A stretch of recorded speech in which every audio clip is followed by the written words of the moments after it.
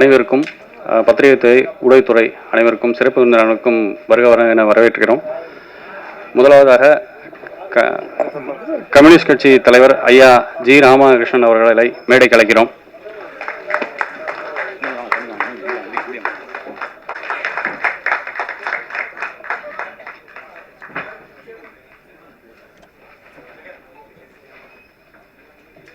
நடிகர் sir Rajkumar sir அவர்களை மேடைக்கு அழைக்கிறோம். கதாநாயகி குஷி அவர்களை மேடை கலைக்கிறோம்.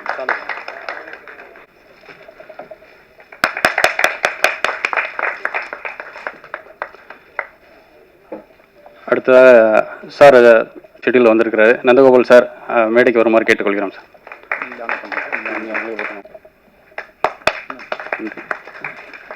நடிகரும் இணை தயாரிப்பாளருமான சிங்கப்பூர் தர்ராஜ் சார், இசையமைப்பாளர் மசூத், பாடலாசிரியர்கள் கணியன் செல்வராஜ், மீனா சுந்தரம் எல்லாம் கொஞ்சம்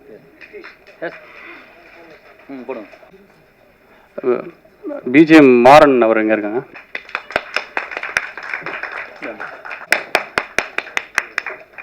சார் நீங்கள் முன்னே இருக்காங்க.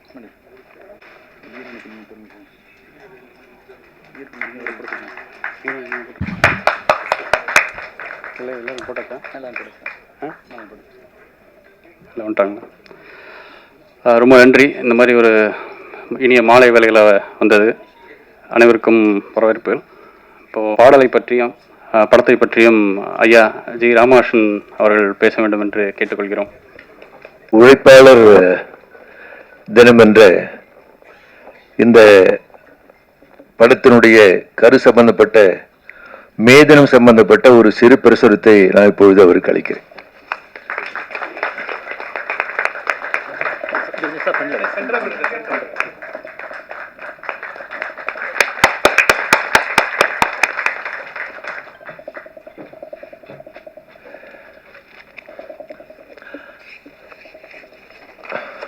படத்தினுடைய இயக்குனர், தயாரிப்பாளர், முக்கியமான பாத்திரத்தை ஏற்றிருக்கக்கூடிய நம்பிராஜன் அவர்களே, இந்த படத்தில் நடித்துள்ள கலைஞர்களே, பட தயாரிப்பில் பல்வேறு பணிகளை செய்த நண்பர்களே, நிகழ்ச்சி கலந்து கொண்டிருக்கக்கூடிய நண்பர்களே, தோழர்களே, சகோதரிகளே, உழைப்பாளர் தினம் என்ற இந்த படத்தினுடைய முழு திரைக்கதை பற்றியோ அல்லது மூலக்கதையுடைய முக்கியமான அம்சங்களை பற்றி எனக்கு தெரியாது. இருந்தாலும் உழைப்பாளர் தினம் என்ற இந்த படத்தினுடைய இசைத்தட்டு வெளியீட்டு விழான்னு சொல்லுகிற போது அந்த ஒரு காரணத்திற்காக இந்த நிகழ்ச்சியில் கலந்து கொள்ள உண்மையில் நான் பெருமைப்படுகிறேன். நான் சம்பந்தப்பட்ட நண்பர்கிட்ட கேட்டேன், உழைப்பாளர் தினம் என்ற இந்த படம் என்பது எப்போ நீங்க வெளியிட போறீங்க சொல்லும் பொழுது, அநேகமாக மே மாதம் 10ஆம் தேதி முடிவு பண்ணல இல்லையா, அநேகமாக மே மாதத்தில் வெளியிடக்கூடிய வாய்ப்பு இருக்கிறதுன்னு சொல்லி சொன்னார். ஒரு 56 லட்சம் மக்கள் தொகை கொண்ட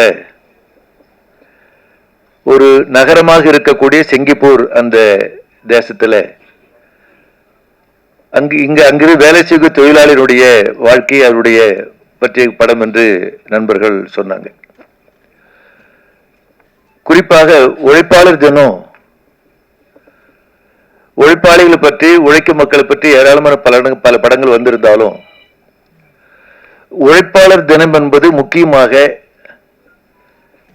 மே மாத முதல் நாளை குறிக்கக்கூடிய ஒரு தினம். 1886ஆம் ஆண்டு மே மாதம் முதல் நாள் அன்று அமெரிக்காவில் சிகாகோ நகரத்தில் அந்த தொழிலாளர்களுடைய எழுச்சியை மையமாக கொண்டதுதான் மே மாதம் முதல் நாள், மே தினம். ஆனால் அதற்கு பிறகு உலக பாட்டாளி வர்க்கத்தினுடைய அமைப்பு ஒரு குறிப்பிட்ட ஆண்டுல அந்த மே மாதம் முதல் தேதி உலகம் முழுவதும் ஒரு மே தினமாக, உழைப்பாளர் தினமாக கொண்டாட வேண்டும் முடிவெடுத்து இன்றைக்கு உலகத்திலேயே நாடு கடந்து, மொழி கடந்து, இனம் கடந்து, மதம் கடந்து, சாதி கடந்து கொண்டாடக்கூடிய ஒரே நாள் என்பது உழைப்பாளர் தினம், மே தினம் மட்டும்தான், வேற எந்த தினமும் அல்ல. அதை மையமாக கொண்ட படம் என்பது உண்மையிலேயே பாராட்டுக்குரியது, வரவேற்கத்தக்கது. இதுல சில நான் ஏற்கனவே சொன்ன படத்தினுடைய திரைக்கை கரு பற்றி முழுமையாக எனக்கு தெரியாது. இருந்தாலும் இதனுடைய முக்கியமான சில அம்சங்கள், இப்போ உழைப்பாளர்கள் முக்கியமான அம்சங்களை பற்றி 1-2 விஷயங்களை உங்க கவனத்துக்கு கொண்டு வர நினைக்கிறேன்.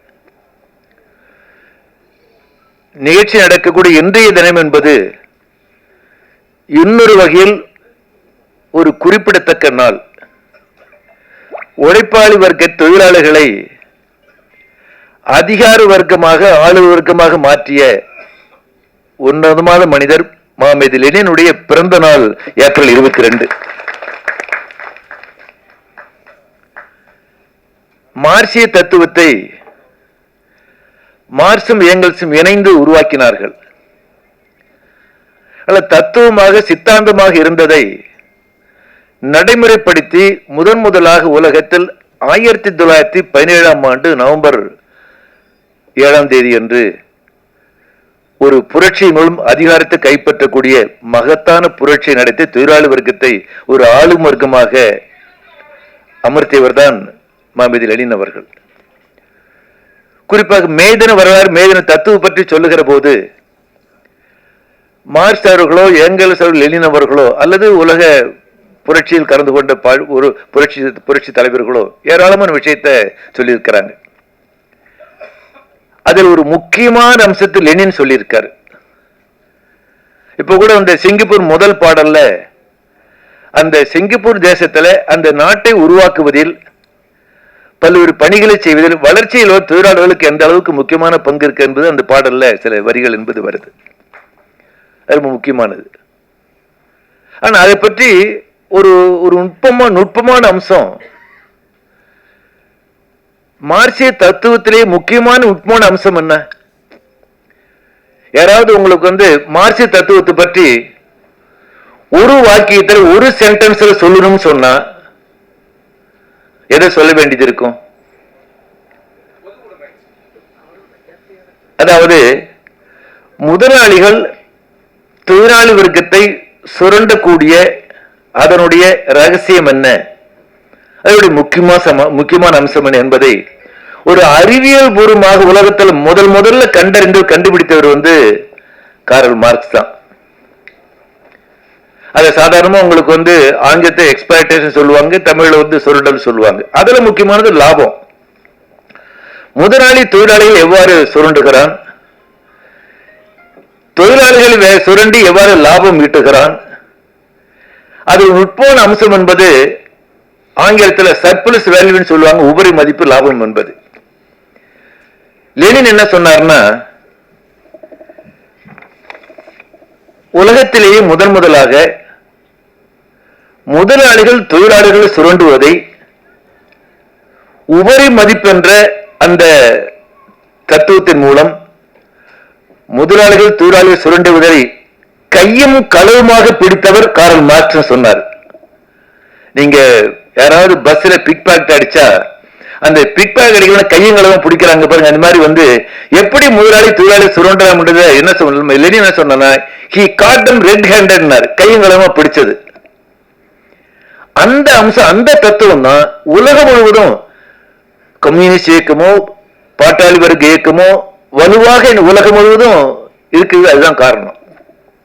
உலகத்தில் பல இயக்கங்கள் இருக்கு. ஆனா உலகம் முழுவதும் எல்லா நாடுகளில் இருக்கக்கூடிய இயக்கம் என்பது கம்யூனிஸ்ட் இயக்கம், புரட்சிகரமான இயக்கம் தான். மற்ற ஒரு நாட்டில் இன்னொரு நாட்டில் இருக்காது.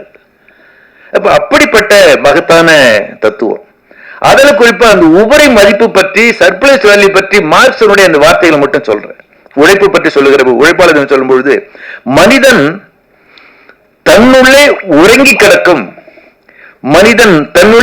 கிடக்கும் ஆற்றல்களை உணர்த்தி தட்டி எழுப்பி வளர்த்து தனக்கு கீழ்ப்படியுமாறு கட்டாயப்படுத்துகிறான். உழைப்பு சக்தி பற்றி மார்க்ஸ் சொன்னது. இத்தகைய உழைப்பாளிகளை வேலையில் சேர்த்து தொழிலாளர்களாக சுரண்டக்கூடிய அது இந்த முதலாளித்த நிறுவனம் என்பது இருக்கு. அப்ப இப்படிப்பட்ட ஒரு முக்கியமான அம்சம் உழைப்பாளர் தினத்துல நம்ம குடிப்பொழிவு படத்து வரக்கூடிய முக்கியமான அம்சம்.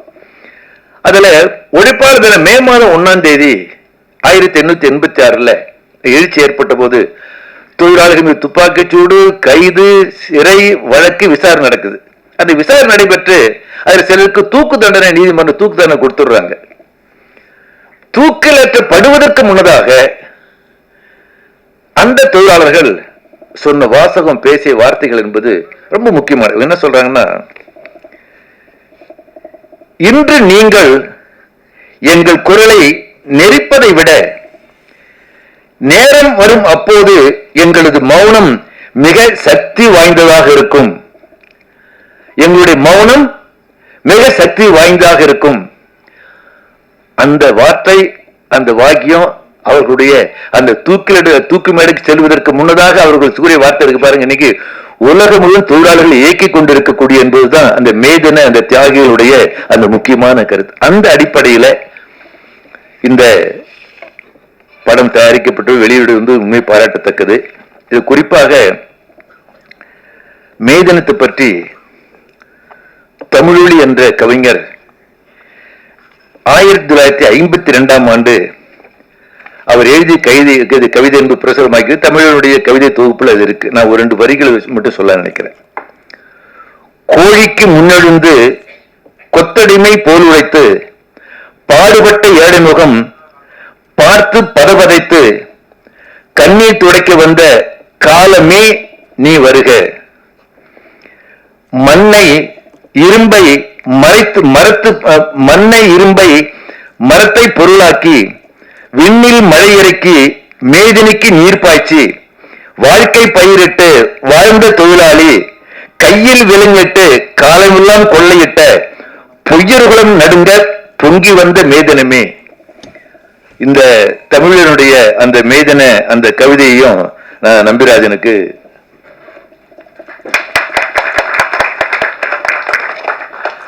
இந்த அடிப்படையில் உழைப்பாளர் தினம் என்ற அதை கருவாக கொண்டு ஒரு படத்தை தயாரித்து இயக்கி அதனுடைய இசை வெளியீட்டு கலந்து கொள்வதற்கு வாய்ப்பளித்த அனைவருக்கும் என்னுடைய நன்றியை பாராட்டி தெரிவித்து, இந்த படம் வெற்றிகரமாக மக்கள் மீது செல்ல வேண்டும் என்றும், இந்த உழைப்பாளர் தினம் என்ற அனைவரும் மேம்பாடு வெளியிடக்கூடிய இந்த படம் என்பது நாட்டு மக்கள் மத்தியில், குறிப்பாக தமிழகம் நல்லுலகில் ஒரு முக்கியமான படமாக வெற்றி பெற வேண்டும் என்று கேட்டுக்கொண்டு என்னுடைய வாழ்த்தை நிறைவு செய்கிறேன். நன்றி, வணக்கம்.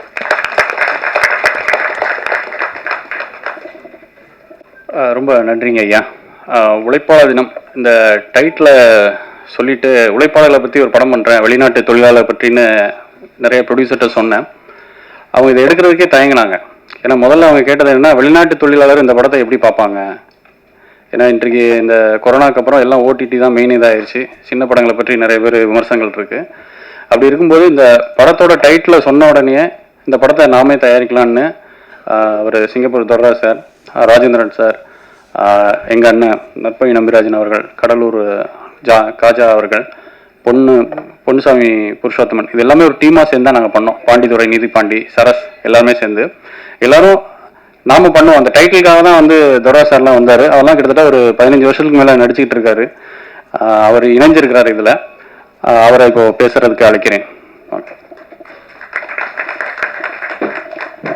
இவ்வளோ சீக்கிரம் கூப்பிடுவோம் நினச்சிப்பாங்களே. எல்லாம் பேசுகிற மாதிரி காப்பி அடிச்சு நம்மளும் பேசலாம் நினச்சேன், இருந்தாலும் முடியல. எல்லாருக்கும் எனது பணிவான வணக்கத்தை தெரிவித்துக் கொள்கிறேன். மீடியாக்கள் உங்களுக்கும் எனது பணிவான வணக்கம். இந்த உழைப்பாளர் தினம் படத்தில் வந்து நடிச்சதை நான் ரொம்ப பெருமையாக நினைக்கிறேன். அவர் சார் சொன்ன மாதிரி நான் ஒரு 15 வருஷமா நடிச்சிட்டு இருக்கேன் அப்படின்னா, ஒரு 35 படங்கள் நடிச்சிருக்கேன். 15 படங்கள் சின்ன சின்ன கதாபாத்திரங்கள். இன்னும் சொல்ல போனால் 400 ரவுடிதான் படத்தில் வந்து நயன்தாராவை பார்த்து கொள்ளுவார். அந்த ஷூ எடுத்து கொடுக்குற பிச்சைக்காரன் நான் தான் அந்த படத்தில். ஆமாம். அப்புறம் வந்து இயக்குனர் செல்வா சார் இயக்குன படங்கள் நான் அவன் இல்லை, சாரோட நிறைய படங்கள் நடிச்சிருக்கேன். எனக்கு அது அவங்களோட கொஞ்சம் ரொம்ப பெருமையாக இருக்குது. நான் நல்ல ஃபுல்லாக மொட்டை போட்டேன், யாருக்கும் தெரியல. கொஞ்சம் மேல் கொஞ்சம் மடைங்கிற படத்தில் நடித்தேன். எனது அருமை நண்பர் துவார்ஜி சந்திரசேகர் அவர்கள் தயாரித்த படம், இயக்குனர் ஏகாதசி அவர்கள் இயக்கிய படம், அவர்கள் தயாரித்த படம். இந்த படம் நடிச்சிருப்பேன், நிறைய படம் நடிச்சு. இன்ன வரைக்கும் போட்டோ காட்டுறேன், நான் தாங்க ஓ நீங்களா அப்படிம்பாங்க. அது மாதிரி ஓடிட்டு இருக்கு. ஆனால் இந்த படத்துல, இந்த உழைப்பாளர் தினம் படத்துல திரு சந்தோஷ் நம்பிராஜன் சார் அவர்கள் எனக்கு ஒரு நல்ல ஒரு வாய்ப்பை கொடுத்துருக்காங்க.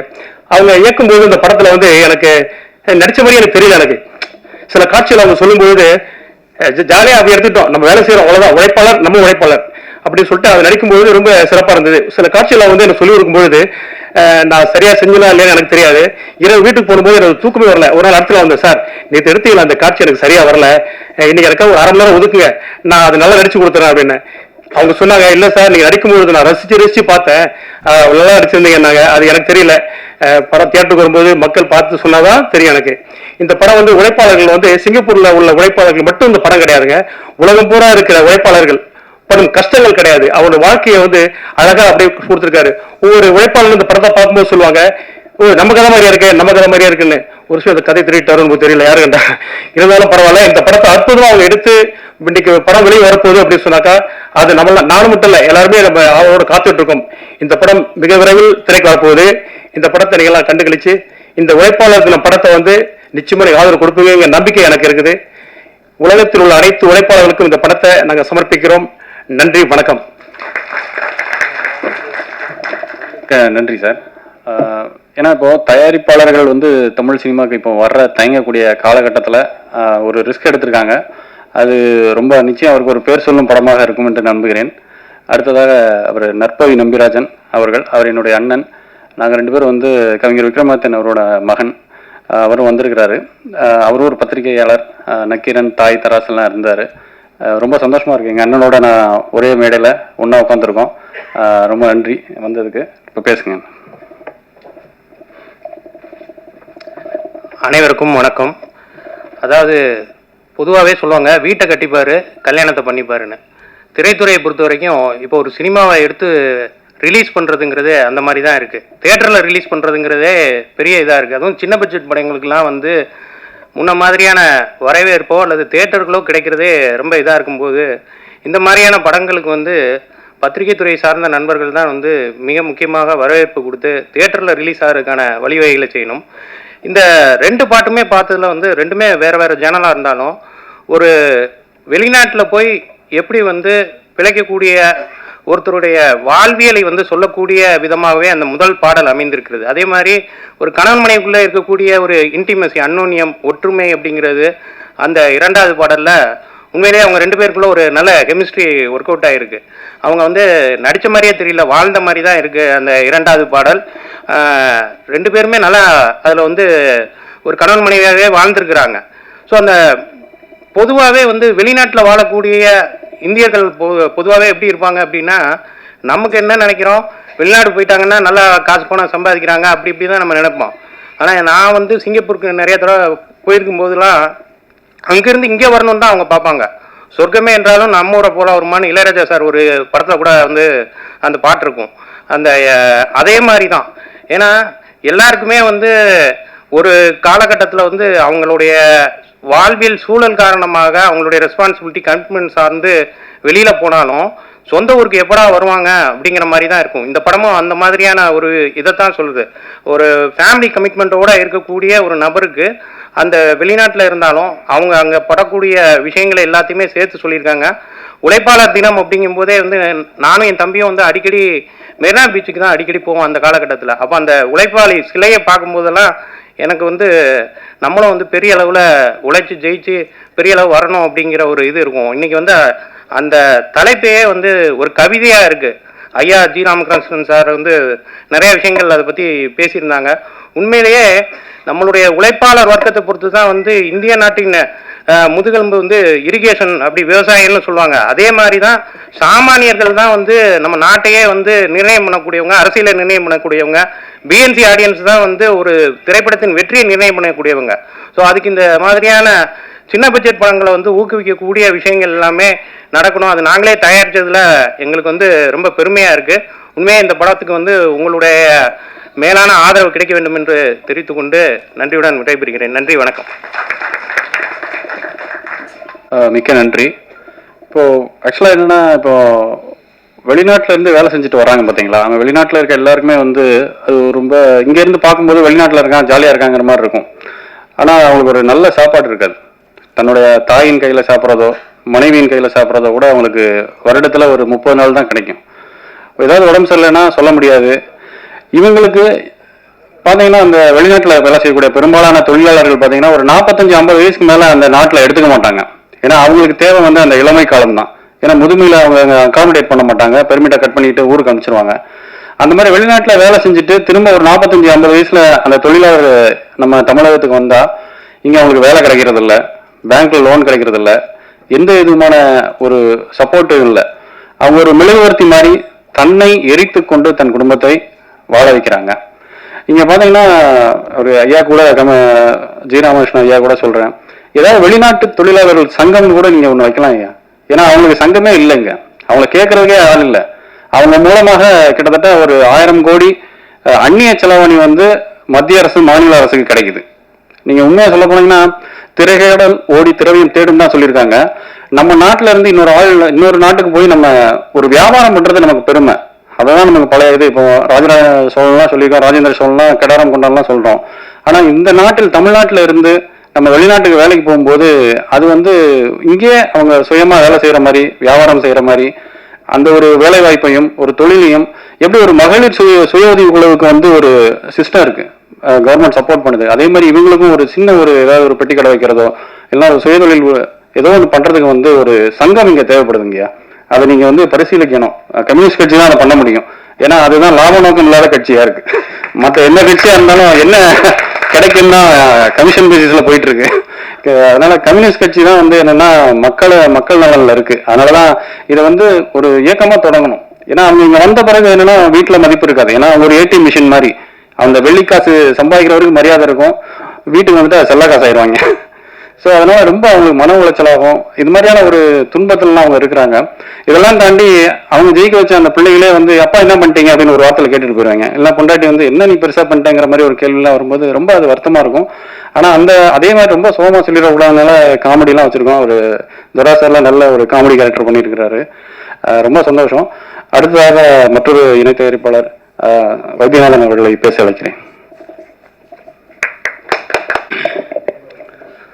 இந்த நிகழ்ச்சியிலே ஒருங்கிணைத்து நடத்தி கொண்டிருக்கக்கூடிய அன்பு நம்பிராஜன் அவர்களே மற்றும் இந்த எனக்கு அறிமுகமாகி இருக்கக்கூடிய இயக்குனர் சம்பத் அவர்களே மற்றும் இந்த நிகழ்ச்சியை ஏற்பாடு செய்திருக்கக்கூடிய இந்த திரைப்படத்தினுடைய குழுவினர்களே, இங்கே வந்திருக்கக்கூடிய பத்திரிகையாளர் நண்பர்களே, அது மட்டுமல்லாமல் இந்த திரைப்படத்தை விநியோகம் செய்வது அந்த ப்ரொடியூசர் மற்ற வந்திருக்கக்கூடிய அனைவரையும் முதலிலே வணக்கத்தை தெரிவித்துக் கொள்கிறேன். அது மட்டுமல்ல, இந்த நிகழ்ச்சி இந்த படம் வந்து நான் வந்து இந்த மேல புதுசு எனக்கு.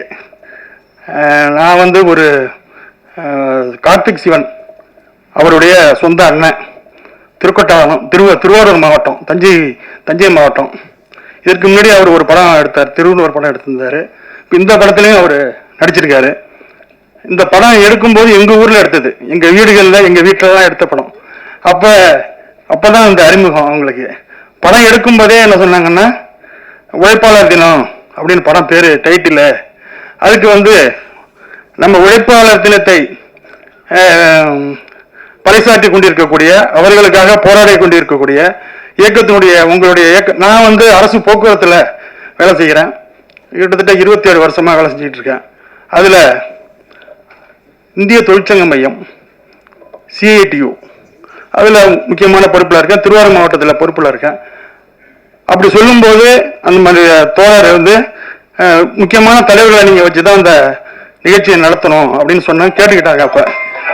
அப்படி கேட்கும்போது நான் நிச்சயமா அதுக்கான ஏற்பாட்டை செய்வோம் அப்படின்னு சொல்லி அந்த ஏற்பாட்டை இன்னைக்கு இந்த நிகழ்ச்சியில சிறப்பு விருந்தினராக அவங்க வந்து திருத்துறைப்பூண்டியில இருந்தாங்க. அன்னைக்கு 7ஆம் தேதி இந்த மாசம் தஞ்சை மாவட்டத்தில் பிரச்சாரம் பண்ணிட்டு ஈவினிங் ஒரு 7-8 மணிக்கு திருத்துறைப்பூண்டி தாஞ்சாயிறு பகுதியில் பிரச்சாரம் பண்ணிட்டு அவங்க அந்த கார்ல ஓடி அந்த ஏறும்போது போய் சொன்னேன், தொடர் இந்த மாதிரி ஒரு திரைப்பட நிகழ்ச்சி ஒன்று பாடல் வெளியீட்டு நிகழ்ச்சி இருக்கு, அவசியம் நீங்க கலந்துக்கணும். அந்த படத்தினுடைய தலைப்பு கூட இப்ப சொன்னு தெரியல, சொல்லணும்னு நினைக்கிறேன். அதனால நீங்க வந்து அவசியம் நீங்க கலந்துக்கணும்னு சொல்லியிருக்காங்க. அதுக்கான எத்தனாம் தேதினாங்க முன்னாடி கேட்கும்போது அவங்க ஒரு 19க்கு முன்னாடி சொன்னாங்க. நிச்சயமா 19 தேதிக்கு முன்னாடி இதை பண்றதுல சிரமம் இருக்கு, அவங்களுக்கு முழுசா அவங்களுக்கு ப்ரோக்ராம் இருக்கும், அதனால இப்ப 20ஆம் தேதிக்கு பிறகு நீங்க தேதி பிக்ஸ் பண்ணுங்கன்னு சொன்னோம் அவர்கிட்ட, சம்பத்துக்கிட்ட. அப்புறம் தான் 22ஆம் தேதி அப்படின்னு சொல்லி தோழர்கிட்ட நீங்க அவசியம் கலந்துக்கணும்னு சொன்ன உடனே அவங்க நம்பரை கொடுத்து பேச சொல்லி மார்க்சிஸ்ட் கம்யூனிஸ்ட் கட்சியினுடைய அரசியல் அகில இந்திய தலைமை குழு உறுப்பினர். அவங்களுடைய இந்த நேரத்தை வந்து நமக்காக நம்ம செய்திருக்கிறது வந்து உண்மையிலேயே வந்து இந்த படத்தினுடைய டைட்டில் அதை எடுத்துக்கிறதுக்கு அந்த டைட்டில் வைக்கிறதுக்கு ஒரு தில்லு வேணும். ஆனா உண்மை இன்னைக்கு உழைப்பாளர்கள்னா எதுவுமே கிடையாது. கோடி கோடியா லட்சம் கோடி இருக்கலாம் பணம், ஆனா ஒரு ஸ்டாக் பீஸை கூட உருவாக்க முடியாது. இன்னைக்கு இருக்கக்கூடிய இங்க இருக்கக்கூடிய அனைத்து பொருட்களிலையும் ஒரு தொழிலாளியினுடைய உழைப்பு இருக்கு. அது வந்து கருத்தாலும் இருக்கு, கரத்தாலும் இருக்கு. இயக்குநராக இருக்கலாம், பாடலாசிரியராக இருக்கலாம், எல்லாருமே உழைப்பாளிகள் தான். ஒட்டுமொத்தமாக இந்த சமூகம் வாழ்ந்து கொண்டிருப்பது உழைப்பால் தான். அதுல சில ஏற்ற இறக்கங்கள் இருக்கு, வாழ்வியல் இருக்கு. அதுல எல்லாத்தையும் அருமையா சொல்லியிருக்காரு இந்த பாடல்ல. அந்த சிங்கப்பூர்ல எப்படி அவங்க படுத்திருக்காங்க, எந்த இடத்துல படுத்திருக்காங்க, அந்த குடும்பத்தில் எப்படி போன்ல பேசிக்கிறாங்க அப்படிங்கிறது அந்த பாடல்களை சிறப்பா அருமையா அந்த பாடல்லையே காமிச்சிருக்காரு. அதே போல அந்த குடும்பமா அவங்க ஊர்ல நம்ம ஊர்ல எடுத்த படம் அது 2 பேரும் கணவன் மனைவியா வாழ்ந்து அந்த அவங்க வெளிநாட்டுல இருக்கும்போது அந்த பிள்ளைய கூட பார்க்க முடியாம அந்த அந்த பாடல்லே காமிச்சிட்டாரு எல்லாத்தையும். ரொம்ப அந்த அன்னைக்கு நான் படம் ஒரு 15 மாசம் நடந்தது. நான் ஒரு நாள் என்ன வந்துட்டு போவேன் அந்த ஊருக்கு வந்துட்டு போகும்போது பார்க்கும்போது ஒரு படத்தை எடுக்க இவ்வளவு நேரம் ஆகுமா, ஒரு சீனை எடுக்கிறதுக்கு இவ்வளவு நேரம் ஆகுமா அப்படின்னு நான் எனக்கு ஒரே சீன் கொடுத்தாங்க. அது நான் சாயங்காலம்னு சொன்னாங்க. நான் சாயங்காலம் லீவ் போட்டு வந்துட்டேன். பார்த்தா நைட்டு 10:30 மணிக்கு அந்த ஒரு 2 லைன் தான் அது எடுக்கிறதுக்கு 10:30 மணி ஆச்சு. உண்மையிலேயே வந்து நம்ம பார்த்துறோம், தியேட்டர்ல போய் பார்த்து ஒரு நிமிஷத்துல நம்ம அந்த கருத்தை சொல்ல முடியாது. உண்மையிலேயே வந்து அளப்பரிய ஒரு மிக மிக எப்படி வார்த்தையிலே இல்லை, அவ்வளவு பெரிய உழைப்பை அதுல இருக்கிற எல்லாருமே சாதாரண ஒரு இதை தூக்கிட்டு போய் வந்து இது வைக்கிறது போறது எல்லாருமே கடுமையான உழைப்பை நிச்சயமா நீங்க வந்து செலுத்தியிருக்கீங்க. அதற்கான அறுவடையை நீங்க நோக்கி இருக்கீங்க. நிச்சயமா இது மிகப்பெரிய மாபெரும் வெற்றி பெற வேண்டும் என்று தலைமை குடியிருப்பு வாழ்த்திருக்கிறாங்க. என்னுடைய வாழ்த்துக்களையும் தெரிவித்துக் கொண்டு எனக்கு இந்த மேடை புதுசுதான் இருந்தாலும் நம்ம ஒரு தொழிற்சங்க பணியில இருக்கேன், கட்சியில இருக்கேன். இருந்தாலும் போராட்ட காலத்திலேயே 27 வருஷமா வாழ்ந்துகிட்டு இருக்கோம். இருந்தாலும் இந்த ஒரு வாய்ப்பை ஏற்படுத்தி கொடுத்தது இந்த படத்தினுடைய தலைப்பு தான். மற்றது படம் கூட நான் வந்திருக்க போறதில்லை. உங்களை சந்திக்கக்கூடிய வாய்ப்பு கிடைச்சிருக்காது. நிச்சயமா உங்கள் அனைவரையும் வாழ்த்தி இந்த படம் மிகப்பெரிய வெற்றி அடைய வேண்டும் என்று மனதார பிரார்த்தனை இது பண்ணிவிட்டு உங்களை அனைவருக்கும் வாய்ப்பு கொடுத்த அனைவருக்கும் நன்றியை தெரிவிச்சுக்கிறேன். ஏன்னா அதிக நேரம் பேச முடியாது, டயத்துக்குள்ள முடிக்கணும். அதனால நிச்சயமாக வெற்றி பெறும். நம்ம வந்து வெற்றியை நோக்கி நம்மளுடைய அடுத்தடுத்த அடியை வைக்க வேண்டும் என்று கேட்டுக்கொண்டு வாய்ப்புக்கு நன்றி கூறி முடிக்கிறேன். நன்றி, வணக்கம்.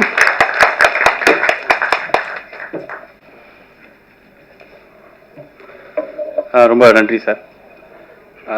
இன்றைக்கு வந்து தமிழ் சினிமா எப்படி இருக்குன்னா, ஒரு நகைச்சுவை நடிகருடைய ஒரு நாள் சம்பளம் என்பது 10 லட்சம் ரூபா, அவங்க அசிஸ்டண்ட்டுக்கு 30,000 ரூபா, அதில் வந்து 2,000 ரூபா மட்டும் கொடுத்துட்டு 28,000 ரூபா அவரே எடுத்துக்கிறதா ஒரு பேச்சு இருக்குது. அதே போல் ஒரு நகைச்சுவை நடிகர் 10 லட்ச ரூபா எல்லாமே இறந்து போகிறார். இது வந்து ரொம்ப வருந்தத்தக்க விஷயம். சேசு பாலாஜின்னு சொல்லிட்டு கடந்த மாதம் ஒருத்தர் இறந்து போகிறாரு. அது சென்ற வருடம் போண்டாமணின்னு சொல்லி ஒரு கலைஞர் இறந்து போகிறாங்க. இந்த அங்காடி தெருவில் நடிச்சிருந்த ஒரு நடிகை கூட பண்ணுறாங்க. சங்கம் இருக்குது, நடிகர் சங்கம். இன்னைக்கு வந்து கட்டடத்தை உருவாக்கிட்டு இருக்காங்க. நடிகர்களை வாழ்க்கையை காப்பாற்றாம எதுக்கு அந்த சங்கம்? அது தென்னிந்திய நடிகர் சங்கம்ங்கிறாங்க. வெறும் செங்கலையும் சிமெண்ட்டையும் கட்டி என்ன பண்ண போகிறோம், மனித உயிர்களை காப்பாற்றாமல்? இது ரொம்ப வருத்தத்தக்க விஷயம். இன்னைக்கு எனக்கு அது ரொம்ப உறுத்திக்கிட்டே இருந்துச்சு. கேட்டால் எனக்கு தெரியல அப்படிங்கிறாங்க. எங்கள் சங்கத்தில் இல்லைம்பாங்க. ஏன் சங்கத்தில் இல்லை? சங்கத்தோட அடிப்படை உறுப்பினர் வந்து 1.5 லட்ச ரூபான்னு நினைக்கிறேன். இது வந்து சினிமா நடிகர் சங்கம் இல்லை. புரட்சித் தலைவர் எம்ஜிஆர் அவர்களும் சிவாஜி அவர்களும் இந்த சங்கத்தை ஆரம்பிச்சப்போ தென்னிந்திய சினிமா நடிகர் சங்கம் ஏன் வைக்கலன்னா, அங்கே நிறைய நாடக நடிகர்கள் இருந்தாங்க, இன்னும் இருக்காங்க மதுரையில், புதுக்கோட்டையில். நமக்கு தெரிஞ்ச சேசு பாலாஜி, போண்டாமணி போன்றவர்கள் இறந்துகிட்டு இருக்காங்க. தெரியாமல் மதுரையிலையும் புதுக்கோட்டையிலையும் இன்னும் எத்தனையோ துணை நடிகர்கள், கதாபாத்திர நடிகர்கள் ஒரு மருத்துவ செலவுக்கு இல்லாமல் இறக்கும்போது ஒட்டுமொத்த தமிழ் சினிமாவே வந்து ஒரு சமூகம் கேலி பேசுது. மக்கள் நீங்கள் வந்து ஃபேஸ்புக்கில், ட்விட்டர்லாம், அந்த யூடியூப்லாம் கமெண்ட்டில் போடுறாங்க, ஏன் உங்களை காப்பாற்ற முடியல? அந்த கலைஞர் இன்று இருந்திருந்தால் பல பேரை சிரிக்க வச்சிருப்பாரு. அவருக்கு வரக்கூடிய சம்பளத்தில் பல பேருக்கு உதவி இருந்தார். இதெல்லாம் வந்து நடிகர் சங்கம் வந்து இதுக்கு ஒரு தீர்வு காணணும். எங்கள் சங்கத்தில் உறுப்பினர்கள்னு சொல்கிறது வந்து ஒரு முறையான இது கிடையாது. ஒரு சங்கம் என்பது மக்களை காக்குவதாக இருக்க வேண்டும். அந்த சங்கத்து ஆளுகளுக்கான தவிர அந்த கட்டடத்தை உருவாக்கிட்டு அதுக்கு ஒரு கலை நிகழ்ச்சிகளுக்கு நடிகைகளை கூட்டு போயிட்டு சிங்கப்பூர், மலேசியா போயிட்டோம், அடுத்து லண்டன், யூஎஸ்ன்னா அடுத்து திட்டமிட்டுக்கிட்டு இருப்பாங்கிறது வருந்தத்தக்க விஷயம். இன்னொன்று அது சரியா பெரும் நடிகர்களுக்கு ஒரு கட்ட பஞ்சாயத்து பண்ணுற இடம் மாதிரி தான் இருக்குது. ரெட் கார்டு போட்டோம்னா அங்கே போய் பஞ்சாயத்து பண்ணுற மாதிரி இருக்குது. இதுக்கு இல்லை நடிகர் சங்கம். நான் நடிகர் சங்கத்தில் இல்லை, அதனால் நான் விமர்சனம் பண்ண முடியும். ஏன்னா அது வெளியில இருந்தால் நான் பண்ண முடியும், உள்ளே இருந்தால் அது இப்போ கூட இதை பேசணுமா வேண்டாமாங்கும்போது நிறைய பேர் சொன்னாங்க, நீங்கள் இப்போ தான் வளர்ந்துக்கிட்டு இருக்க பேசாதன்னாங்க. அப்புறம் வளர்ந்துட்ட பிறகு வளர்ந்துட்டே பேசாதம்பாங்க. அப்போ எப்போ தான் பேசுறது, யார் தான் பேசுறது? நடிகர்களை வந்து வசூலை வச்சு தீர்மானிக்காதீங்க. உங்களை ஒருத்தர் சிந்திக்க வைக்கிறாரு, சந்தோஷப்படுத்துறாரு அப்படின்னா எல்லா நடிகரும் ஒரே விஷயம்தான். அப்படி தான் நமக்கு கருப்பு வேலையில் இருந்தது. அவர் மக்கள் தலைவமாக இருந்தாலும் நடிகர் தலைவமாக இருந்தாலும் எம்.ஆர். ராதா அவர்கள், நாகேஷ் அவர்கள், சந்திரபாபுன்னு ஒரு பெரிய பாரம்பரியம் இருந்தது இன்றைக்கு இல்லை. அது வருந்தத்தக்க விஷயம். இதை வந்து இந்த மேடையில் சொல்லிட்டா இன்னும் நிறைய பேருக்கு போய் சேருங்கிறதுக்காக தான் இதை சொல்கிறேன். ஏன்னா இதுக்கு படத்துக்கு எந்த சம்மந்தமும் இல்லை. அடுத்து இன்னொரு நடிகர் மருத்துவ செலவு இல்லாமல் இறந்தால் அது தமிழ் சினிமாவுக்கு அவமானம். அதை சம்பந்தப்பட்டவர்கள் தலையிட்டு அதுக்காக ஒரு தீர்மானம் ஏற்படுத்தணும். அடுத்ததாக இந்த படத்தின் இசையமைப்பாளர் மசூத் அவர்களை பேச அழைக்கிறேன். இவர் வந்து கேரளாவிலேருந்து வந்திருக்கிறாரு. இவரும் ஒரு உழைப்பாளர். இவர் பார்த்தீங்கன்னா மியூசிக் டைரக்டர்னா வந்து இவரும் கஷ்டப்பட்டு உழைச்சி இந்த படத்தின் மூலமாக ஒரு அங்கீகாரத்துக்காக வந்திருக்கிறாரு. அவரை பேச அழைக்கிறேன். அனைவருக்கும் வணக்கம். முதல் மன்னிப்பு கேட்குறேன். கேரளா தமிழ் அவ்வளோ சரியாக வராது. தமிழ் படம் பார்த்து தான் இவ்வளோ அளவுக்கு தமிழ் பேசுகிறதே கற்றுனது. அங்கே இருக்கும்போது நிறைய பேசணும்னு எல்லாம் நினச்சது தான். உள்ள வார்த்தை இருக்குது, ஆனால் இங்கிருந்து பார்க்கும்போது என்ன சொல்லணும்னு தெரியல. முதல் ரொம்ப ரொம்ப நன்றி சந்தோஷ் சார். நீங்கள் தான் இந்த மாதிரி ஒரு சான்ஸ் எனக்கு தந்திருக்கு. கிட்டத்தட்ட ஒரு 15 வருஷத்துக்கு மேலே ஆச்சு இந்த ட்ரீம் மேலே சுற்றுத. ஆனால் எனக்கு கிடைச்சது தமிழ் ஃபிலிம் இண்டஸ்ட்ரியில் தான். அவர் சொல்கிற மாதிரி ஒரு விதத்தில் நாமெல்லாம் உழைப்பாளர் தான். நானும் வெளிநாட்டில் இருந்தவர், ஒரு 6 இயர்ஸு வெளிநாட்டில் இருந்தது. அப்போ அதோட கஷ்டம் எல்லாம் எனக்கும் தெரியும். அதனால் இந்த படத்துக்கு மியூசிக் பண்ணுறதுக்கு கொஞ்சம் ஈஸியாக இருந்து சுச்சுவேஷனில் அவர் சொல்லி தந்தப்போ அதுக்கேற்ற மாதிரி மியூசிக் பண்ணுறதுக்கு எந்த பிடிச்ச அளவுக்கு பண்ணுறதுக்கு பண்ணியிருக்குன்னு எனக்கு நம்பிக்கை இருக்குது. இனி சப்போர்ட்டெல்லாம் நீங்கள் தான். உங்களை சப்போர்ட் இருந்தால் தான் என்ன மாதிரி நியூ கமர்ஸுக்கெல்லாம் இங்கே வாழ முடியும். காரணம் பெரிய பெரிய லெஜெண்டர்ஸ் எல்லாம் இருக்கு நடந்தா தமிழ் ஃபிலிம் இண்டஸ்ட்ரி மலையாளத்தை விட. அப்போ அந்த இடத்துக்கு வந்த சின்ன ஒரு பூனைக்குட்டி தான். பிடிச்ச அளவுக்கு தெரிஞ்ச அளவுக்கு அழகாக பண்ணியிருக்கேன்னு நம்பிக்கிறேன். ரொம்ப ரொம்ப தேங்க்ஸ். இந்த முதல் பாடல் பார்த்தீங்கன்னா அழகான சிங்கப்பூர்னு எழுதியிருப்போம். இந்த பாடலில் முதல்ல வந்து நான் ஒரு தொழிலாளரை வச்சு தான் எழுதணும்னு நினச்சேன். அது ஒரு வெளிநாட்டு தொழிலாளர் தான் இந்த பாட்டை எழுதணும்னு விருப்பப்பட்டேன். அதனால தான் அன்பு தம்பி சிங்கை சுந்தர் அவர்கள் வாய்ப்பு கொடுத்தோன்னு சொல்ல முடியாது. ஏன்னா திறமை இல்லாதவங்களுக்கெல்லாம் வாய்ப்பு கொடுக்க முடியாது. ஸோ திறமை இருக்கும்போது அந்த வாய்ப்பு அவரோட திறமைக்காக கிடைத்தது. நான் சொல்லியிருந்தேன் பார்த்தீங்களா, வெளிநாட்டு தொழிலாளர்கள் வந்து அங்கே இருந்துட்டு இங்கே வந்தால் என்ன பண்ணுறதுன்னு தெரியாமல் அதுக்கு வாழும் உதாரணமே அவர் தான். சிங்கப்பூரில் தான் வேலை பார்த்தாரு. இப்போ திரும்பவும் பார்த்தீங்கன்னா இங்கே வந்துட்டார். இப்போ இங்கே இருக்க முடியல, திரும்ப சிங்கப்பூருக்கு அப்ளை பண்ணியிருக்கிறாரு. இப்படி தான் இருக்குது நிலைமை. அதாவது இங்கே வந்து அவர் சினிமாவில் ஜெயிக்கணும் அப்படி இப்படின்னு வந்தார். நம்ம ஒரு வாய்ப்பு கொடுத்தோம். இன்னும் பல பேர் வாய்ப்பு கொடுத்தீங்கன்னா அவரோட குடும்பத்தோடு இங்கேயே வாழ முடியும். ஆனால் பொருளாதார சூழல் நெருக்கடி, திரும்பவும் அது சிங்கப்பூருக்கு முயற்சி பண்ணிகிட்டு இருக்காரு. அவருக்கு ஒரு நல்ல வழி பிறக்கணும். வாங்க பேசுங்க.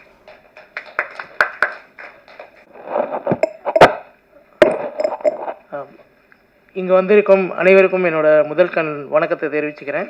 மேடையில் அமர்ந்திருக்கும் தோழர் ஜிஆர் அவர்களுக்கும், நடிகர் சார் ராஜ்கபூர் சார் மற்றும் அனைவருக்கும் என்னோட முதல் நன்றியையும் வணக்கத்தையும் தெரிவிச்சுக்கிறேன். இந்த பாடல் வந்து இந்த படம் குறித்து சந்தோஷன்னா வந்து என்னை சிங்கப்பூரில் சந்திக்கும் போது பேசிக்கிட்டோம்.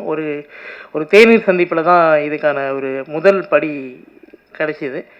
பேசிக்கிட்டு இருக்கும்போது நான் 2 கவிதை தொகுப்பு வெளியிட்டிருந்தேன். கடல் தாண்டிய பறவை மற்றும் முன்மலை காலத்தட்டான்கள்னு சொல்லிட்டு 2 கவிதை தொகுப்பும் நல்ல வரவேற்பு பெற்றது. அதில் கடல் தாண்டிய பறவை அப்படிங்கிற கவிதை தொகுப்பு வந்து அண்ணனிடம் கொடுத்தேன், இதை வாசிக்குங்க அப்படின்ட்டு.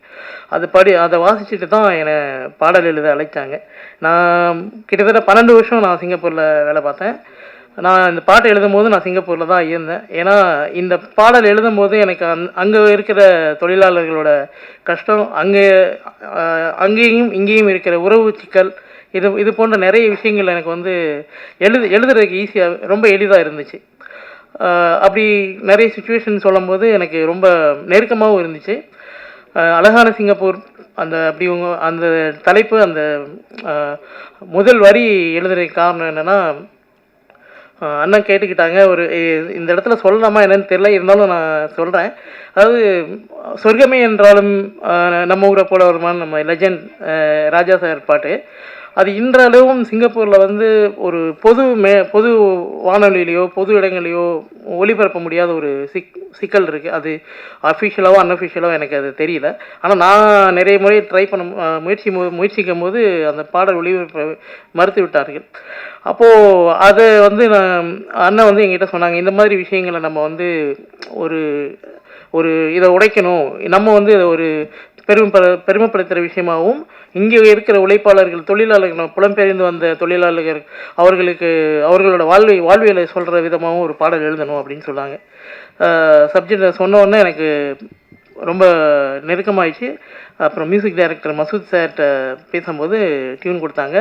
எல்லாமே இணையதளம் வழியாக தான் இது பண்ணோம், நேரடியாக சந்தித்ததே இல்லை. இப்போ தான் 2வது முறையாக மியூசிக் டைரக்டரை சந்திக்கிறேன். எல்லாமே ஆன்லைனில் தான் எழுதி கொடுத்தேன். இன்னொரு பாடல் தீரா காதலி அப்படின்னு சொல்லிட்டு 3வதாக ப்ளே பண்ணாங்க. அந்த பாடலும் நான் எழுதின பாடல் தான். அதுவும் கிட்டத்தட்ட ஒரு கணவன் மனைவி இடையிலான பிரிவு. ஏன்னா 12 வருஷத்தில் நான் அப்போது எனக்கு திருமணம் ஆகலை. ஆனால் நான் அதை உணர்ந்தேன். ஏன்னா நண்பர்கள், எங்கூட வேலை பார்க்குற எல்லா சக தொழிலாளர்கள் அவங்களோட ஃபேமிலியெல்லாம் பார்க்கும்போது அவங்க வீடியோ காலில் பேசுவாங்க. முன்னாடி நாங்கள் போன காலகட்டத்தில் வந்து டாப்அப் பண்ணுறதே மொபைல் டாப்அப் பண்ணுறதே ரொம்ப கஷ்டமான காலகட்டம். அப்போ வந்து ரொம்ப சிரமமாக இருக்கும். ஒருத்தவங்க இன்னொருத்தவங்ககிட்ட கேட்டு தான் பேசுவாங்க. அவங்களோட மனைவி, அம்மா, அப்பா இவங்ககிட்ட பேசுகிறது ரொம்ப பார்க்குறதுக்கு ரொம்ப கஷ்டமாக இருக்கும். ஒரு சமயம் பார்க்கும்போது நெகிழ்ச்சியாகவும் இருக்கும். ஓகே, நம்ம எவ்வளோ தூரம் வெளிநாட்டில் வந்து வாழ்ந்தாலும் நம்மளோட உறவுகளை விடாமல், உறவுகளை நீடித்து அவங்களோட தேவைகள் என்னென்னு அறிஞ்சு அவங்களுக்காகவே நம்மளோட வாழ்க்கையை அர்ப்பணம் செய்கிறோம் அப்படிங்கிற மாதிரி ஒரு விஷயம் தோணுச்சு. அதை நேரடியாக பார்த்ததுனால நிறைய விஷயங்களை எழுதியிருக்கேன். இந்த படத்தை எல்லாரும் பார்த்து நீங்கள் எங்களுக்கு வெற்றி பெற நீங்கள் உதவி செய்யணும். இன்னும் நிறைய பேர் பேச வேண்டியது இருக்கிறதால இந்த அளவில் என்னோடய உரையை முடிச்சுக்கிறேன். நன்றி, வணக்கம். வழியாக ஒரு தொழிலாளர் தான் எழுத முடியும். நம்ம இங்கே சென்னையில் இருந்துட்டு ஒரு கற்பனையாக எழுதுறது வேறு. அதனால தான் அந்த வரிகள் நிச்சயம் வந்து பல ஆண்டுகள் பேசப்படும். வாழ்த்துக்கள். அடுத்ததாக வந்து இந்த வாழ்வே பாடல் எழுதியவர் புதுக்கோட்டையிலிருந்து கணியன் செல்வராஜ், அவரை பேச அழைக்கிறோம். வணக்கம். இந்த படத்துல வாழ்வே அப்படிங்கிற பாடலை நான் எழுதியிருக்கேன். இந்த வாய்ப்பை வந்து எனக்கு சம்பத் சார் தான் ஏற்படுத்தி கொடுத்தாரு. சம்பத் சாரை பற்றி சொல்லணும்னா ரொம்ப அற்புதமான ஒரு மனிதர். காக்கை கரைந்துண்ணும் ஆக்கமும் மண்ண நீராருக்கே உல அப்படின்னு திருவள்ளுவர் சொன்னார். ஒரு காக்கை தனக்கு கிடைச்ச உணவை தான் மட்டும் உண்ணாது எல்லாருக்கும் பகிர்ந்து கொடுக்கும். அப்படிப்பட்ட மனிதர்கள் தான் இந்த உலகத்துக்கு தேவை, அவங்க தான் வெற்றி பெறுவாங்கன்னு சொல்லுவாங்க. அந்த மாதிரி தனக்கு எது கிடைச்சாலும் தன்னோட சுற்றி இருக்கவங்களுக்கு கொடுக்கக்கூடிய ஒரு பண்பாளர் தான் சம்பத் சார். அவர் இந்த வாய்ப்பை நிறைய பேருக்கு இந்த படத்தில் வாங்கி கொடுத்தாரு. அதில் ஒரு ஆள் நான். ரொம்ப சிறப்பான ஒரு பாடலாக இந்த பாடல் வந்திருக்கு. அதாவது நெடுநல் வாடையில் சொல்லுவாங்க, கணவன் மனைவிக்குரிய உறவை அவ்வளவு அழகா சங்க இலக்கியங்கள்ல நிறைய பாடல்கள்ல இருக்கு. அந்த பாடல்கள் மாதிரி இந்த பாடல் வந்து ஒரு நவீன வடிவில் ரொம்ப சிறப்பா இருக்கு. அதை காட்சிப்படுத்தின விதமும் சந்தோஷ் சார் ரொம்ப சிறப்பாக நடிச்சிருந்தாங்க. உண்மையிலேயே ரொம்ப பெருமையா இருக்கு. சந்தோஷ் சாரை பத்தி ஒரே ஒரு இது சொல்லிக்கணும். மருந்தாகி தப்ப மரம் பெற்றால் செல்வம் பெருந்தகையான் கண் படின் அப்படின்னு திருவள்ளுவர் சொல்வார். ஒரு மருந்து மரம் எப்படி தன்னை முழுமையாக தன்னை நம்பி இருக்கவங்களுக்கு கொடுத்து விடுகிறதோ அந்த மாதிரி தனக்கு எது கிடைச்சாலும் முழுமையா இந்த சினிமாவுக்கே கொடுக்கக்கூடிய ஒரு மனிதர் தான் சந்தோஷ் சார். அவருக்கு எந்த பணம் எவ்வளவு வந்தாலும் சரி அதை முழுமையா சினிமாவுக்காகவே அர்ப்பணிக்கக்கூடிய ஒருவர். இன்னும் தொடர்ந்து அவர் வந்து ஒரு காட்டாறு மாதிரி, அந்த காட்டாறுல நிறைய பறவைகளும் விலங்குகளும் நீர் அருந்தது. அதுல ஒரு சிறு பறவை தான் நான். அந்த காட்டாறு தொடர்ந்து ஓடிக்கொண்டே இருக்கணும். அதுல எங்களை மாதிரி சின்ன சின்ன பறவைகள் தொடர்ந்து பயணிச்சுக்கிட்டு எங்களுடைய வாழ்வியலை நடத்தணும். அதுக்கு சந்தோஷ் சார் நீண்ட நாட்கள் தொடர்ந்து அவர் இயங்கணும். இந்த திரைப்படம் உழைப்பாளர் தினம், இந்த பேரே வந்து ரொம்ப சிறப்பா இருக்கு. அதை விட தோழர் வந்து வெளியிட்டதே சிறப்பா இருக்கு. என்னுடைய மூத்த பையன் பேரு லெனின் தான். நாங்க ஒரு கம்யூனிஸ்ட் குடும்பத்தை சேர்ந்தவங்க தான். அதனால இந்த படத்துக்கு எனக்கு ரொம்ப அது இப்படி ஒரு படத்துல வாய்ப்பு கிடைச்சதுக்கும் இந்த இயக்குனருக்கும் இசையமைப்பாளருக்கும் தயாரிப்பாளர்களுக்கும் என்னுடைய மனமார்ந்த நன்றியை தெரிவித்துக் கொள்கிறேன்.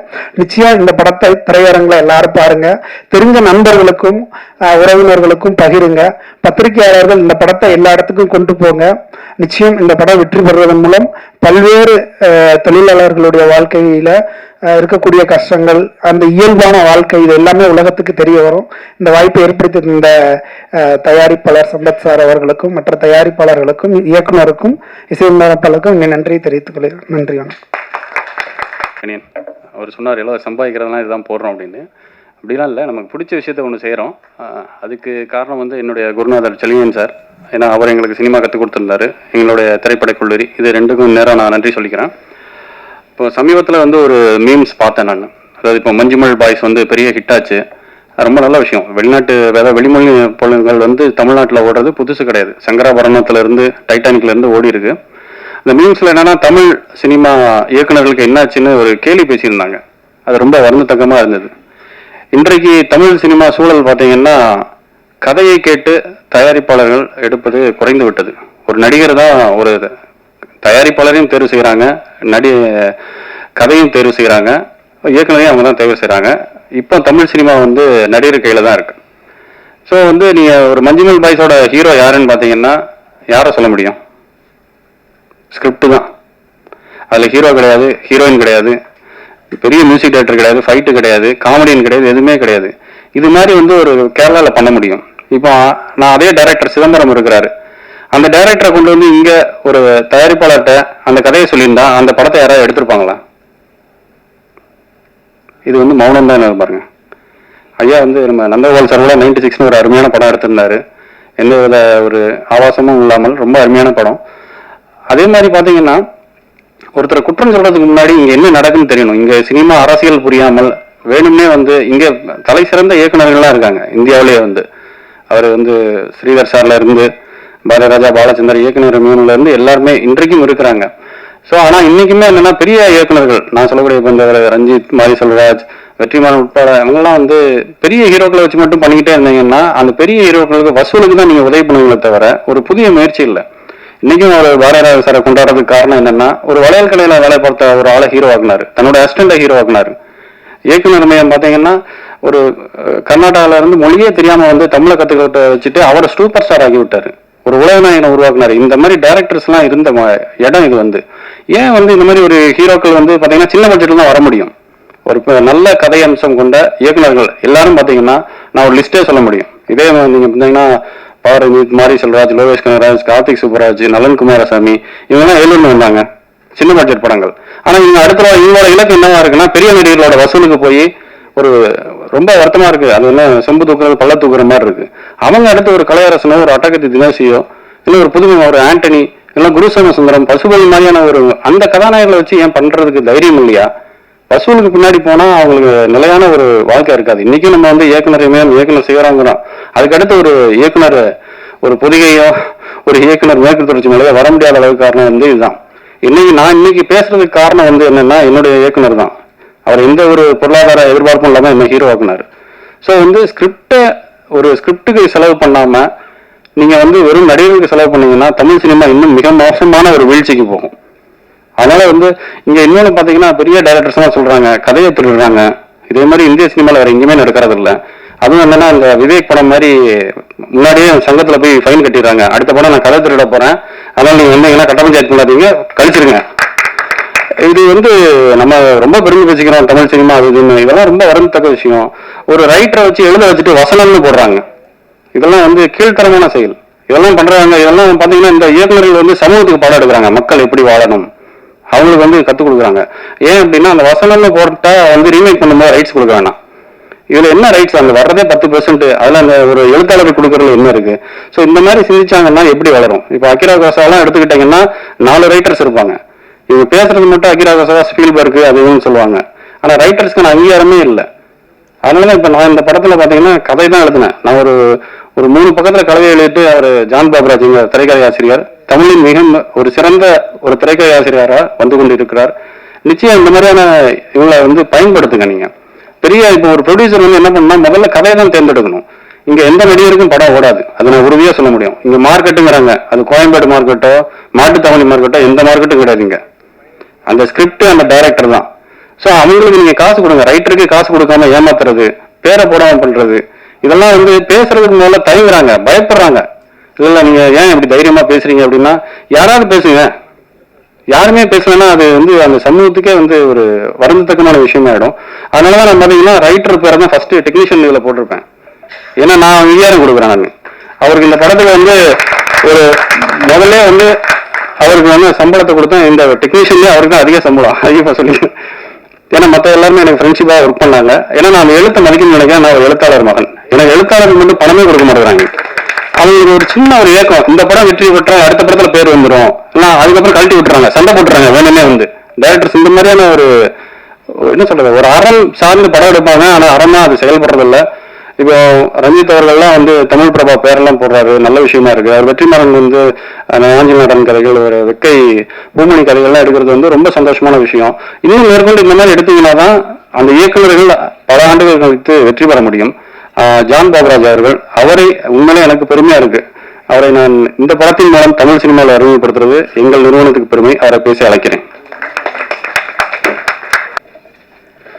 அனைவருக்கும் வணக்கம். எனக்கு இந்த மேடை பேச்சு அவ்வளவு வசம் கிடையாது, அதனால் நான் பேசலை அப்படின்னு சொன்னேன். 4 வருஷத்துக்குள்ள அந்த பேச்சு பேசுகிறீங்க, எல்லாம் வந்து பேசுங்கிற மாதிரி என்னை பேச வச்சுட்டாரு.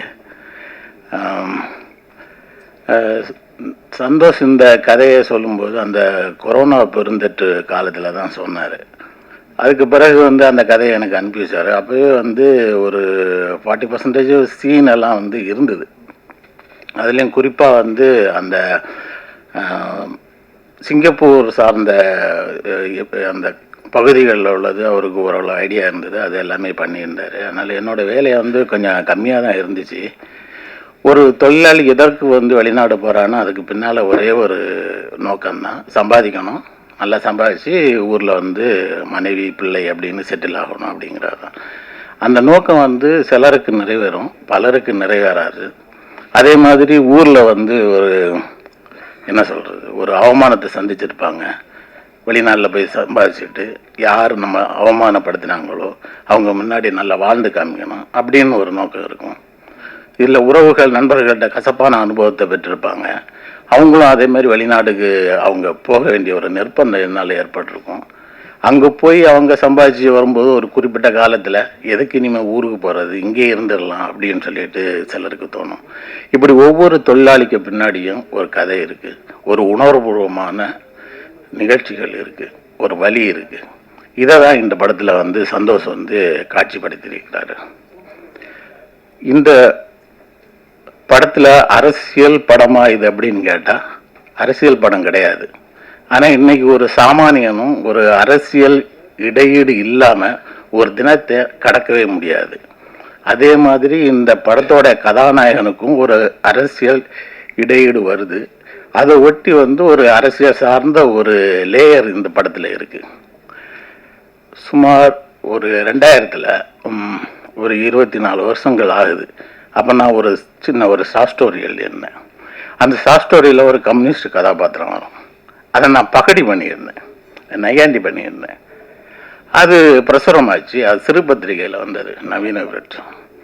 அப்புறம் அப்போது எனக்கு அதை பற்றி எதுவும் இல்லை. ஆனால் கொஞ்ச நாள் கழிச்சு நம்ம ஏன் அதை அப்படி எழுதணும் அப்படின்னு ஒரு கேள்வி வந்துச்சு.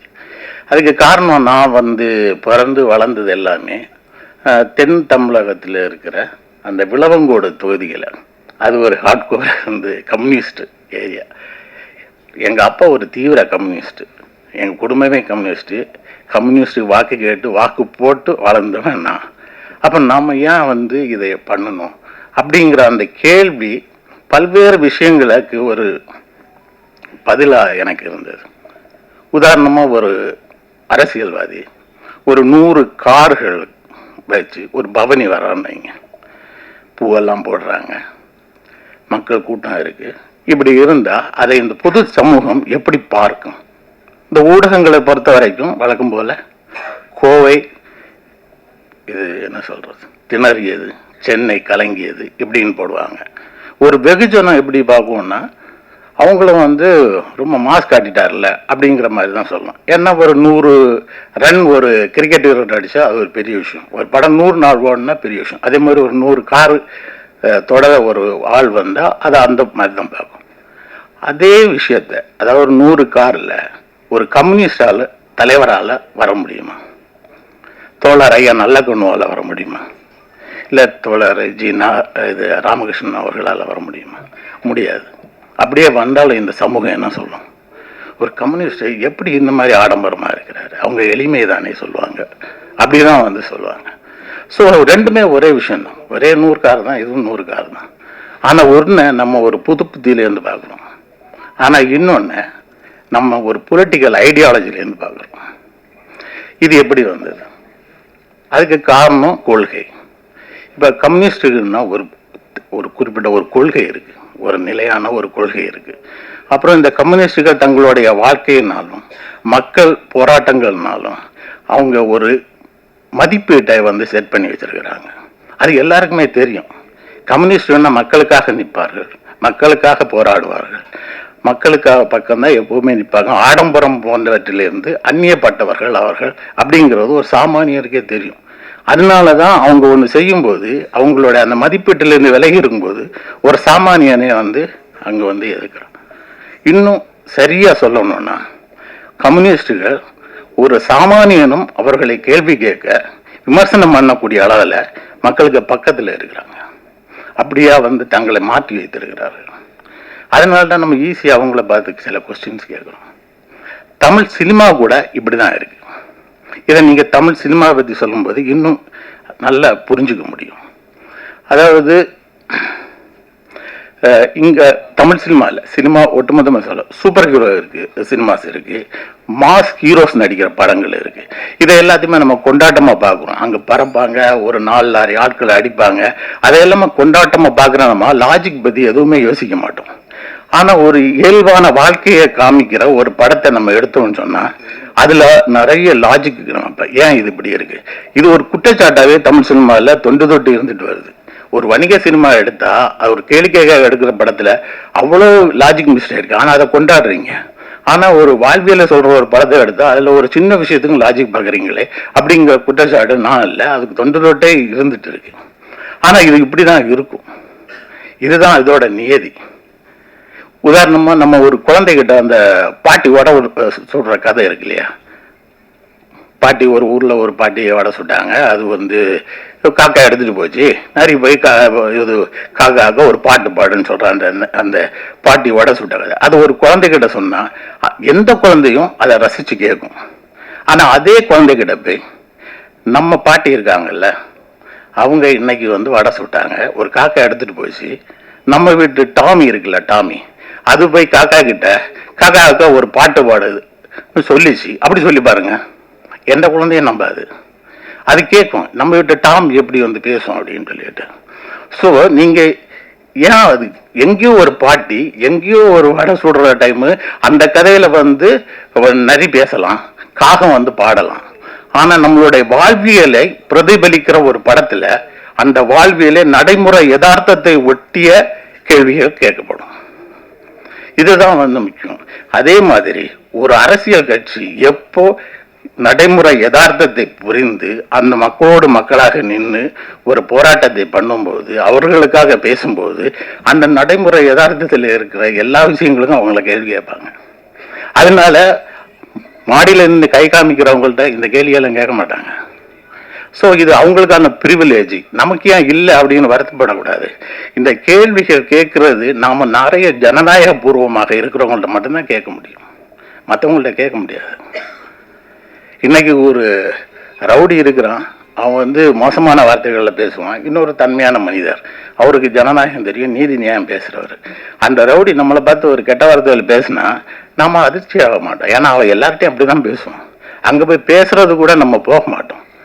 ஏன் நான் போனால் அங்கே அவன்கிட்ட வந்து அவனுக்கு தான் அந்த ஜனநாயகமே கிடையாது. அவங்ககிட்ட அப்போ நமக்கு கோபம் இல்லையா?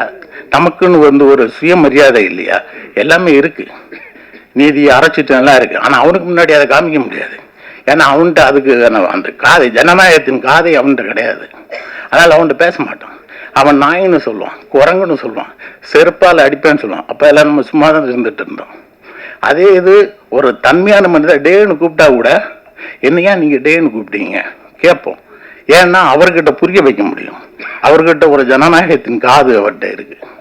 அதனால தான் ஒரு ஆள் கை நீட்டி பேசின உடனே நாம அவர்கிட்ட நீங்கள் எப்படி வந்து என்ன கை நீட்டி பேசலாம் அப்படின்னு கேட்குறோம் இல்லையா? ஸோ எப்போ ஒரு ஆள் ஜனநாயகம், அப்போ நம்மள்கிட்ட இருக்கிற இந்த என்ன சொல்ற சுயமரியாதை அரைச்சிட்டோம். இது எல்லாம் விழிப்போட இருக்கணும்னா நம்ம முன்னாடி ஒரு ஜனநாயகமான ஒரு ஆள் இருக்கணும், ஒரு கொள்கை இருக்கணும். அதுதான் வந்து கம்யூனிசம். அவங்கள தான் நம்ம அதிகம் கேள்வி கேட்குறோம். அதனால நம்ம கேள்வி கேட்கும்போது நம்ம ஒன்று கேட்கணும், நம்மளுடைய வீரம் மட்டும் கிடையாது கேள்வி கேட்பது. இதில் இருக்கிறவன் ஜனநாயகபூர்வமாக இருந்தால் மட்டும்தான் அந்த கேள்வியை நம்மளால் கேட்க முடியும். நான் இந்த புரிதல் எனக்கு அன்னைக்கு இல்லை, அதனால நான் அப்படி எழுதினேன். இன்னைக்கு அந்த புரிதல் இருக்கிறனால இந்த படத்தோட கதையில ஒரு கேள்வி இதே மாதிரி ஒரு கம்யூனிஸ்ட் கிட்ட முன்வைக்கும் போது அவர் அதற்கான சரியான பதிலை என்னால் வசனமா எழுத முடிஞ்சிருச்சு. அதனால ஒரு கேள்வி கேட்பது, இன்னொருத்தரை கேள்வி கேட்காம இருக்கிறோம் அப்படிங்கிறது அது அவங்களுக்கான பிரிவிலேஜா அப்படின்னு சொல்லிட்டு வருத்தப்பட வேண்டியது மக்களோடு மக்கள் இது பணி செய்துட்டு இருக்கிறவங்க கவலைப்பட வேண்டிய அவசியம் கிடையாது. இதற்கு மிக முக்கியமான இன்னொன்று சொல்கிறேன். இதோட ஏன் கிடையாது அப்படின்னா இதோட எண்ட் ரிசல்ட் பார்க்கணும். தமிழ் சினிமாவில் கடந்த ஒரு 15-20 வருடங்களா தமிழ் சினிமா மேடைகளில் ஒரு 3 இயக்குநர்களுக்கு மட்டும்தான் வந்து நிரந்தரமாக நாற்காலி ஒப்படைக்கப்பட்டிருந்தது. மகேந்திரன், பாலுமகேந்திரா, பாரதிராஜா. இந்த 3 பேருமே நடைமுறை யதார்த்தத்தை ஒட்டி படம் எடுத்த நம் காலத்தின் முக்கியமான ஆளுமைகள். அவங்க காலத்தில் அவங்கள விடையும் வணிக வெற்றி கொடுத்தவர்கள் எல்லாம் பார்வையாளர் வரிசையில் இருக்கும்போது இவங்களை மட்டும்தான் நம்ம மேடையில் வச்சு கொண்டாடணும். இன்னும் 50 வருஷம் கழிச்சு இவரோட படைப்புகளையும் இவங்களை நம்ம கொண்டாடுவோம். அதே போல மக்களோடு நிற்கிற, மக்களோடு பயணிக்கிற, மக்களுக்காக போராடுகிற, பேசுகிற ஒரு தத்துவமும் ஒரு தலைவர்களும் தான் நெடுங்கால நிற்பாங்க. அவங்கள தான் இந்த சொசைட்டி வந்து ஞாபகத்தில் வச்சிருக்கோம். அவங்கள தான் தங்களுடைய முன்னோடிகளாக பின்பற்றும். கடைசியாக இந்த படத்தோட சந்தோஷ் பற்றி சொல்லணும்னா அது ஒரு சென்னை எனக்கு அடுத்த ஒரு பெரிய ஒரு அற்புதமான விஷயங்களில் ஒன்று சந்தோஷம் எனக்கு பழக்கத்துக்கு முன்னாடி அவரோட அப்பா தான் எனக்கு பழக்கம், அண்ணாச்சி விக்ரமாஜி தான். அதுக்கு பிறகுதான் அவங்க பரு மூலமாக தான் எனக்கு சந்தோஷ் பிரேம் எல்லாமே எனக்கு வந்து பழக்கம். இன்னைக்கு அவரோட வளர்ச்சி, இன்னைக்கு அவர் ஓப்பனாக சில விஷயங்கள் பேசுறது, இது எல்லாமே வந்து எனக்கு நானே சொல்லிடுறேன் இந்த ஆரம்பத்தில் இதெல்லாம் வேணுமா அப்படிங்கிற மாதிரி. ஆனால் அது வந்து மகிழ்ச்சியாக இருக்குது. ஆனால் யாராவது ஒரு ஆள் பேசி தானே ஆகணும் அப்படின்னு. இறுதியாக நம்ம ஒரு விவசாயம் பண்ண போகிறோம் அப்படின்னு சொன்னால், இப்போ மாங்கன்று வைக்கிறோம், தென்னங்கன்று வைக்கிறோம், பெரிய அளவில் விவசாயம் பண்ண போகிறோம்னா ஒரு அனுபவசாலிகள் என்ன சொல்லுவாங்க அப்படின்னா, நீ அதெல்லாம் பண்ணு, ஆனால் அதுக்கு கூட கொஞ்சம் கீரையும் வை அப்படின்னு சொல்லுவாங்க. ஏன்னா ஒரு மாங்கன்றோ இல்லை தென்னங்கன்றோ அது வளர்ந்து நமக்கு பயன் தர்றதுக்கு பல காலம் ஆகும். அந்த பெரிய ஒரு டைம் பீரியடில் நம்மளுக்கு ஒரு சலிப்பு வரும், ஒரு அயற்சி வரும். ஆனால் கீரை அப்படி கிடையாது. அதோட வளர்ச்சி ஒவ்வொரு நாளும் நம்ம பார்க்கலாம், ஒவ்வொரு நாளும் பார்க்கலாம். ஒரு 2 வாரத்தில் நம்ம வந்து அறுவடை செய்துட்டு போகலாம். அது வந்து நமக்கு பெரிய ஒரு திருப்தியை தரும்.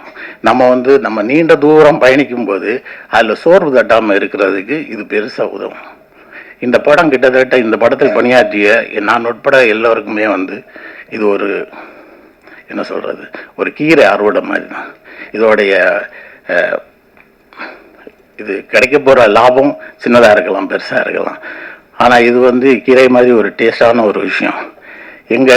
எல்லாருமே நாங்கள் ஒரு பெரிய ஒரு ரன்னில் இருக்கிறோம், ஒரு நீண்ட ஓட்டத்தில் இருக்கிறோம். அதில் நாங்கள் சலிப்படையாமல் இருக்கிறதுக்கு மிக முக்கியமாக இந்த படம் ஒரு முக்கியமான ஒரு காரணமாக, ஒரு பூஸ்டாக எங்களுக்கு இருக்கும். அதற்கு நான் வந்து சந்தோஷுக்கு நன்றி சொல்ல கடமைப்பட்டிருக்கிறேன். நன்றி. நன்றி ஜான். ஐயா வந்து கொஞ்சம் அவசரமாக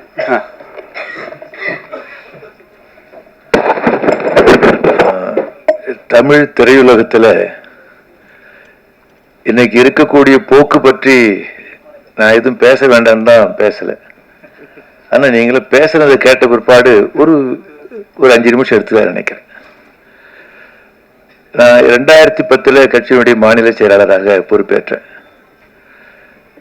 அடுத்து 2 மாதங்களுக்குள்ள மறைந்த இயக்குனர் பாலச்சந்திர அவருடைய பிளாட்ல சந்திச்சு நான் பேசினேன். அவர் சந்திக்கிறதுக்கு முன்னாடி இந்த சினிமா ஸ்டார்ன்ற ஒரு மேகசைன்ல சில விஷயங்களை படிச்சுட்டு போனேன்.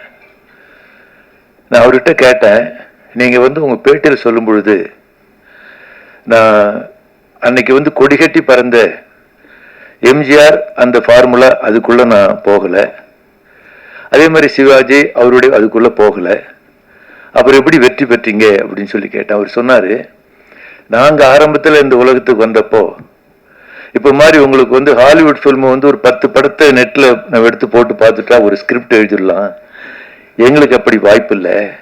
ஆனா ஒண்ணு மட்டும் முடிவு பண்ணேன், இந்த பக்கம் எம்ஜிஆர் வச்சும் பண்ண வேண்டாம், சிவாஜி வச்சும் பண்ண வேண்டாம், இது 2 பேர் இல்லாம வேறொரு பாதையை நான் தேர்ந்தெடுத்தேன் அப்படின்னாரு. அப்புறம் சொன்னாரு, ஆனா என்னை எம்ஜிஆர் ரொம்ப வற்புறுத்தினாரு, சிவாஜி வற்புறுத்த என்ன சொல்லுவேன்னா, உங்களெல்லாம் வச்சு படம் எடுக்கிறதுக்கு திரைக்கதைக்கு எனக்கு திறமை இல்லைன்னு சொல்லுவேன். கட்டாயப்படுத்திருந்தாரு. தெய்வித்தா என்ற படத்துக்கு திரைக்கதை வசனம் மட்டும் நான் எழுதினேன் அப்படின்னு சொல்லி பாலச்சந்திரன் சொன்னார். அது போல பாலு மகேந்திரன் எங்களுக்கு நீண்ட தொடர்பு உண்டு. அவருடைய கடைசி படம் தலைமுறைகள்னு சொல்லி எடுத்த படம் அவரோட. அதே போலவே இவரு ராஜமுருகன், அடுத்து இன்று நேற்று நாளைன்னு எடுத்த ரவிக்குமார், இப்படி பல பேரை, பாரதி ராஜா, பல பேரோட தொடர்பு உண்டு. கடைசியா ஒரு கட்டத்துல கமல் சார் திரையுலகத்துக்கு வர்றதுக்கு அரசியலுக்கு வர்றதுக்கு முன்னாடி சந்திச்சேன். இப்ப நீங்க படம் தலைஞாயிறு அந்த பகுதியில் எடுத்தீங்கல்ல, அந்த கீழத்தஞ்சையினுடைய மண்ணை புரட்டி போட்ட ஒரு மகத்தான தலைவர் இருந்தார். அவர் பேர் பி சீனிவாசராவ். அவர் பிறந்தது கர்நாடகத்துல தென் கனடாவில், படிச்சது பெங்களூர்ல. ஆனால் காந்திஜியுடைய அழைப்பை ஏற்று காந்திஜி என்ன சொன்னார்னா, மாணவர்களே கல்லூரிகளை விட்டு வெளியேறுங்கள், சுதந்திர பாட்டு கலந்து கொள்ளுங்கள் என்று அவருடைய அழைப்பை ஏற்று பெங்களூர்ல சென்னைக்கு 1936 கம்யூனிஸ்ட் இயக்கத்தில் சேர்ந்து அந்த முடிவின் அடிப்படையில 40கள் கீழத்தஞ்சைக்கு போகும்போது அவருக்கு தமிழ் திக்கி பேச தெரியும், எழுத தெரியாது, படிக்க தெரியாது. ஆனா வாழ்ந்தது அந்த மண்ணில் 19 ஆண்டுகள். இன்னைக்கு கீழத்தஞ்சை நாகை திருவாரூர் மாவட்டத்தில் பலமான கம்யூனிஸ்ட் இயக்கம் இருப்பதற்கு வித்திட்டவர் பி சீனிவாசராவ் என்று சொல்லக்கூடிய கர்நாடகத்தில் பிறந்தவர். அவருடைய வாழ்க்கை வரலாற்று அனுபவத்தையும் இன்னும் சில பிரசுரங்களையும் கமலை சந்திச்சு நான் அவர்கிட்ட கொடுத்தேன். உங்க உருவத்துக்கு சீனிவாசராவ் நடிக்கலாம், அந்த புக்கெல்லாம் வாங்கிக்கிட்டாரு, நான் பார்க்கிறேன்னு சொன்னாரு. இப்படி உங்களுக்கு திரையுலகத்தை ஏராளமா சொல்ல வேண்டிய அவசியம் இருக்கிறது. அது அநேகமா நான் இவ்வளவு கிரிட்டிக்கலா நீங்க இந்த நிலைமை பற்றி போயிச்சு நான் எதிர்பார்க்கல. நீங்க அவரு சந்தோஷம், மற்றவங்க எல்லாம் ரொம்ப. அடுத்து அந்த பாடல் பின்னணி சொன்னார் பாருங்க, மலேசியாவில். ஏன்னா நீங்க நண்பர்கிட்ட சொல்லிட்டு இருந்தேன், ஆடி ஜீவிதம்னு ஒரு நாவல் படமும் வந்துடுச்சு. அது அநேகமா ஏராளமான மொழிகளில் மொழியாக்கம் செய்யப்பட்ட ஒரு சிறந்த நாவல் படமா வந்திருக்கு. அப்புறம் இந்த மஞ்சுமல் பாய்ஸ் பற்றி சொன்னீங்க. ஆகவே இன்றைக்கு திரையுலகத்துல ஒரு முக்கியமாக அவங்க கதையை கருவாக வைத்து அதற்கு பிறகு நீங்க நடிகர்கள் மற்றதெல்லாம் செலக்ட் பண்றது பதிலாக இவருக்காக அந்த கதை அந்த நிலைமை மாறி உங்களுக்கு உண்மையிலேயே மக்களுடைய வாழ்க்கையை, உழைக்கும் மக்கள் வாழ்க்கையை, பல்வேறு அம்சங்களை திரைப்படமாக கொண்டு வருவதற்கு முயற்சி எடுத்த உங்களை மீண்டும் பாராட்டி உங்க முயற்சி வெற்றி பெறுக்க வாழ்த்துகிறேன். நன்றி, வணக்கம். சமீபத்தில் இப்போ சட்டமன்றத்தில் முதல்வர் அவர்கள் 500 கோடி ரூபாய்க்கு ஒரு ஃபிலிம் சிட்டி பூந்தமல்லி கிட்ட கட்ட போறதா அறிவிச்சிருக்காங்க. ஒரு நல்ல திட்டம், வரவேற்புக்கான திட்டம். ஆனால் அதை விட மிக முக்கியமான ஒரு விஷயமா நான் கருதுறது என்னன்னா, நான் மட்டும் இல்லை, என்னை போன்ற வளரும் கலைஞர்கள், இயக்குநர்கள், நடிகர்கள், தயாரிப்பாளர்களுக்கு ஒரு சின்ன விஷயம் சொல்லிக்கிறேன். ஒரு பள்ளியில் 2 பெண் குழந்தைகள் படிக்கிறாங்க. குழந்தையோட அப்பா 50,000 ரூபா சம்பளம் வாங்குறவர், இன்னொரு குழந்தையோட அப்பா 20,000 ரூபா சம்பளம் வாங்குறவர். அப்போ ஒரு பெரிய உச்ச நடிகர் படம் வெளியாகுது. தேட்டர் டிக்கெட் 160 ரூபா, பாப்கார்ன் 100 ரூபா. அப்போ அந்த ஒரு 50,000 வாங்குறக்கூடிய அந்த அப்பா மகளை கூட்டு போய் காட்டிடுறாங்க. அடுத்த நாள் அந்த குழந்தை நான் என்ன படம் பார்த்தேன் அதுன்னு சொல்லும்போது இந்த குழந்தைக்கு ஒரு ஏக்கம் வருது, ஏன் நம்ம அப்பாவால் படத்துக்கு கூட்டு போக முடியல அப்போ அவன் சொல்லுவா, அப்பா என்ன படத்துக்கு கூட்டு போங்க. ஸோ 20,000 ரூபாய் வாங்குறவருக்கு இன்றைக்கு ஒரு தமிழ் சினிமா பார்க்கறதுங்கிறது ஒரு ஆடம்பரமாகிவிட்டது. இது ஒரு நவீன திருட்டு. ஒரு எளிய மக்களின் கலை சினிமாங்கிறது வந்து காலையில வேலை செஞ்சுட்டு சாயங்காலம் படம் பார்த்துட்டு இருந்த ஒரு சமூகம் இன்னைக்கு வியாபார நோக்கத்தில், மிக முக்கியமாக இதை நான் குற்றம் சாட்டுறது வந்து நடிகர்களோட சம்பளம் தான். ஏன்னா இவங்க சம்பளத்தை ஏற்றும் போது ப்ரொடியூசர் வேற வழி இல்லாம அவங்க அதோட விலையை அதிகப்படுத்துறாங்க, டிஸ்ட்ரிபியூட்டர் தலையில வைக்கிறாங்க, டிஸ்ட்ரிபியூட்டர் தேட்டர் தலையில வைக்கிறாங்க, தேட்டர்ஸ் கடைசியா கஸ்டமர்னு சொல்லக்கூடிய கிளைண்ட் வந்து ஆடியன்ஸ் தலையில வைக்கிறாங்க. இன்றைக்கு 100 கோடி சம்பளம் வாங்குற அனைத்து நடிகர்களுமே தமிழ் ரசிகர்களை சட்டப்பூர்வமாக திட்டமிட்டு திருடுகிறார்கள். இது தமிழ் ரசிகர்களுக்கு தெரிய மாட்டேங்குது. இதெல்லாம் வந்து இந்த மாதிரி மேடைகளில் சொல்லும் போது தான் போய் சேரும். இதை நீங்க எழுதணும் என்னன்ட்டு, உங்களை மாதிரி பத்திரிகையாளர்கள் எழுதும்போது இன்னும் போய் சேரும். இப்போ அந்த 20,000 ரூபாய் சம்பளம் வாங்குறவரு சரி பிள்ளைய கூட்டு போலான்னா தனியாக அனுப்ப முடியாது. 260 ரூபா ஒரு, ஏன்னா பாப்கார்ன் எல்லாம் படம் பார்க்க முடியாதுல்ல. ஸோ 220 ரூபா ஒரு டிக்கெட்டு. இவர் பாப்கார்ன் சாப்பிட வேணாம்னு சொல்லிட்டு இவர் ஒரு 100 ரூபாய்க்கு பண்றாரு. இப்போ ஒரே குழந்தைய கூட்டு போக முடியாது. அண்ணனும் ஆசைப்படுறான், நானும் படம் பார்க்கணும், நானும் அந்த நடிகர் டிவியில போட்டு கூப்பிடுறாங்க. ஸோ 560 ரூபா, இவருக்கு ஒரு 100 ரூபா டிக்கெட் 660 ரூபா ஆயிடுச்சு. 3 பேர் போனோம்னா அந்த குடும்பத்திலையும் ஆசைப்படுறாங்க, நம்ம குடும்பத்தோட வெளியே போய் ரொம்ப நாள் ஆச்சு, படம் பார்த்தே 4-5 வருஷம் ஆச்சு, நானும் வர்றேன் அப்படின்னு ஒன்று 1000 ரூபா வருது. இந்த 1000 ரூபாய்க்கு கடன் வாங்குறதா, இல்லைன்னா ஃபீஸ் கட்ட வச்சிருந்த காசோட சேமிப்பை எடுக்கிறதா, இல்லை தன் பிள்ளைகளோட எதிர்காலத்துக்கு நகையை சேர்க்கிறதுக்கு அதுல இருந்து எடுக்கிறதாங்கிற ஒரு இதுல போய் வேற வழி இல்லாம கடன் வாங்கி படம் பார்க்குற அளவுக்கு இன்னைக்கு தமிழ் சினிமாவை கொண்டு போய் விட்டது நடிகர்கள் தான். இதுக்கு வந்து உண்மையை சொல்ல போனா இன்றைக்கு தயாரிப்பாளர்கள் இல்லை. கடந்த 10 வருடங்கள் இருந்த பிரம்மாண்ட தயாரிப்பாளர்கள் இன்று இல்லை. ஆனால் காணாமல் போனதுக்கு காரணம் வந்து பேராசை தான். ஏன்னா இன்றைக்கு 1 கிலோ நல்ல அரிசி, ஒரு பொன்னி அரிசி வந்து விலை வந்து 77 ரூபா. ஆனா ஒரு திரைப்படத்தை டிக்கெட் கட்டணம் 120 ரூபாய்க்கு மேல இருக்கு. ஆனா ஒரு விவசாயி 1 கிலோ அரிசியை உருவாக்குறதுக்கு எவ்வளவு பாடுபட வேண்டியதா இருக்கு. சினிமா கஷ்டப்பட்டு தான் எடுக்கிறாங்க, அதெல்லாம் இல்லைன்னா சொல்ல, அது எளிதாக எடுக்கலாம், எடுக்காம இருந்தாலும் ஒன்றும் இல்லை, மக்கள் வாழ்ந்துருவாங்க. அரிசியை விட சினிமா முக்கியம் கிடையாது, நான் சினிமாவில் இருந்தாலும் சொல்றேன். ஸோ இந்த திருட்டை வந்து மக்களுக்கு புரியணும். ஏன்னா இந்த திருட்டுல இருந்து தான் அடுத்த அரசியலை நோக்கி போறாங்க. அரசியலுக்கு யாருனாலும் வரலாம், இவங்க தான் வரணும்னா இல்லை. ஆனா இன்றைக்கு இங்க 100 கோடியை சம்பாதிச்சுட்டு சக கலைஞனையோ சக நடிகர்களையோ எந்தவித அவங்களுக்கு எந்தவித சமூக சீர்திருத்தத்தை பண்ணாதவங்க ஒரு கட்சி நம்ம ஆரம்பிக்கிறாங்கன்னா நிச்சயமாக அது அடுத்த கட்டமா 1000 கோடிக்கான ஒரு திட்டமா தான் இருக்குமே தவிர தமிழக மக்களின் மேல நலனுக்கு இருக்காது. அது எனக்கு உறுதியா தெரியும். அப்படி இருக்குன்னா முதல்ல இங்க சீர்திருத்தம் பண்ணுங்க. நீங்க இங்க வந்து ஒரு சின்ன படம் வரலன்னு போன வாரம் கூட ஒரு படம் இந்த ஃபைண்டர் இந்த மாதிரி படத்துக்கு வந்து தேட்டர் கிடைக்கல அப்படின்லாம் வருத்தப்படுறாங்க. நிச்சயம் கொடுக்க மாட்டாங்க. சின்ன படங்களுக்கு பெரிய தேட்டர்ல கிடைக்காது. இது யதார்த்தம். இந்த யதார்த்தத்தை புரிஞ்சுக்கோங்க. ஆனா சின்ன படங்கள் நான் சொன்ன மாதிரி முன்னாடியே டைரக்டர் சொன்னேன், ஹீரோவே சொல்ல முடியும். சிவகார்த்திகேயன், விஜய் சேதுபதி, விமல், வித்தார்த்து, நான் உட்பட ஆண்டனி, குருசாமி சுந்தரமன்றி போன்ற நடிகர்கள்லாம் சின்ன பட்ஜெட்ல தான் வர முடியும். ஒரு தயாரிப்பாளர் இந்த தொழிலே தெரியாம வந்து பெரிய பட்ஜெட்டை போட முடியாது. ஒரு 4 கோடி குறைவான படம் தான் பண்ண முடியும். ஸோ இப்போ ஒரு 4 கோடிக்குள்ள குறைவான படத்தை கொண்டு வராங்கன்னா இந்த தயாரிப்பாளர் சங்கம் அவங்களுக்கு வழிகாட்டணும். இந்த விஷயங்களை பண்ணுங்க, அதை பண்ணுங்க விட்டு படம் எடுக்காதீங்கன்னு சொல்றது வந்து அது ஒரு புஷ்வாத்தன மாதிரி தான். அதாவது காசு இருக்கவங்க மட்டும் ஸ்கூல்ல சேருங்கிற மாதிரியான ஒரு விஷயங்கள். இதுக்கு ஒரே தீர்வா நான் முன்வைக்கிறது என்னன்னா, அரசு திரையரங்கத்தை திறக்க வேண்டும். 500 கோடி பிலிம் சிட்டி இன்றைய அத்தியாவசியம் அல்ல. இன்றைக்கு வந்து ஒரு எளிய குடும்பம், நான் சொன்ன ஒரு 20,000 ரூபாய்க்கு கீழே வாங்கக்கூடிய குடும்பத்தால படம் பார்க்க முடியலங்கிறது அது அரசு செயல்படணும். அவங்களுக்கு என்டர்டைன்மெண்ட் என்ன இருக்கு? நிறைய பேர் ஓடிடி கிடையாது, அவங்க மொபைல்ல பார்க்க முடியாது. டிவியும் பெருசா அவங்க நிறைய வீடுகள் இல்லை. ஒரு 300 ரூபா சம்பாதிக்கிற ஒரு ஆளால 120 ரூபா கொடுக்குறங்கிறது அதுக்கு எந்த படமா, அது உலக படமா இருந்தாலும் எவ்வளவு பெரிய படமா இருந்தாலும் அது தகுதி கிடையாது. இப்ப நாங்க இந்த படம் எடுத்திருக்கோம், இந்த படத்தை நான் விலை நிர்ணயிக்க முடியாது. ஒரு விவசாயி வந்து உருவாக்குறாங்க, ஆனா விவசாயி நிர்ணயிக்க முடியல, இடையில இருக்கக்கூடிய ஆட்கள் தான் நிர்ணயிக்கிறாங்க. எனக்கு இது வேற 50 ரூபா வச்சிருந்தா போதும் அப்படிதான் நான் நினைக்கிறேன். நான் தானே உருவாக்குறேன், நானும் என்னுடைய நண்பர்கள் உருவாக்குறோம். ஸோ இதுதான் இங்க இருக்கக்கூடிய அரசியல். ஸோ இதை தீர்வு செய்யணும்னா 50 நகரங்களை தேர்ந்தெடுத்து 50 திரையரங்களை தமிழக அரசு திராவிட மாடல் உருவாக்குச்சுன்னா உலகத்திலே முதலாக அந்த சாதனையை செய்த பெருமை பெற முடியும். இந்த 50 நகரத்துல பாத்தீங்கன்னா இடம் கூட சொல்லுவேன் நான், பஸ் ஸ்டாண்ட்ல வைங்க, பழைய பஸ் ஸ்டாண்டோ புது பஸ் ஸ்டாண்டோ, பஸ் ஏறது பதில் அவங்க 2 மணி நேரம் பஸ் லேட்டா வருதுன்னா தேட்டருக்கு வந்துட்டு போவாங்க. கிட்டத்தட்ட ஒரு திரையரங்கில் இருந்து மட்டும் அரசுக்கு 10 to 12 கோடி ரூபாய் வருமானம் வரும். உங்களுக்கு தேட்டர் வசூல் இருக்கு, கேன்டீன் இருக்கு, பார்க்கிங் இருக்கு. பார்க்கிங் பெரிய பிரச்சனை வராது. ஏன்னா பஸ் ஸ்டாண்டுக்கு வரவங்க பக்கத்துலேயே இருக்கும். 5 ரூபா 10 ரூபாயிலே நீங்க காரை போட்டுடலாம். மிகப்பெரிய ஒரு ஃபுட்ஃபால் உள்ள வரும். திரும்பவும் ரசிகர்கள் உள்ள வருவாங்க. இதை சொன்ன உடனே அந்த தயாரிப்பாளர் திரையரங்கு உரிமையாளர் சங்கம் பயந்துட வேண்டாம். ஏன்னா நம்ம நல்ல திட்டத்தை முன்வைக்கும் போது அவங்க என்ன பண்ணுவாங்கன்னா, அரசு திறந்துட்டாங்கன்னா நம்ம கூட்டம் வர மாட்டாங்கன்னு சொல்லி சம்பந்தப்பட்ட அதிகாரிகளுக்கு காசை கொடுத்து அந்த திட்டத்தை கிடப்பில் போட சொல்லக்கூடிய ஒரு வாய்ப்பு இருக்கு. ஏன்னா நமக்கு அப்படியான ஒரு சமூகம் அமைந்திருக்கு. நிச்சயம் நம்ம ஒரு கவர்மெண்ட் ஸ்கூல் ஓபன் பண்றதுனால பிரைவேட்டுக்கு எந்த பாதிப்பும் வராது. ஒரு ரேஷன் கடை ஓபன் பண்றதுனால சூப்பர் மார்க்கெட்டுக்கு பாதிப்பு வராது. ஒரு சமூக நல கூட உருவாக்குறதுனால அரசு உங்களுக்கு ஒரு கல்யாண மண்டபம் பிரச்சனை ஆகாது. இது 20,000க்கு கீழே அரசு இந்த திரையரங்கத்தை இதை ஒற்றை மனிதனாக நான் மட்டும் சாத்தியப்படுத்த முடியாது.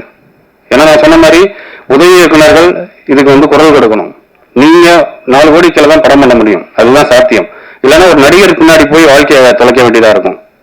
அப்போ புது நடிகர்கள் யார் யாரெல்லாம் ஹீரோ ஆகணும் நடிக்கணும்னு ஆசைப்படுறாங்களோ அவங்க எல்லாம் சமூக வலைத்தளங்கள்ல இதை பத்தி எழுதுங்க. ஏன் அரசு முதல் திரையரங்கத்துக்கு நீங்க கலைஞர் பேரை சூட்டுங்க.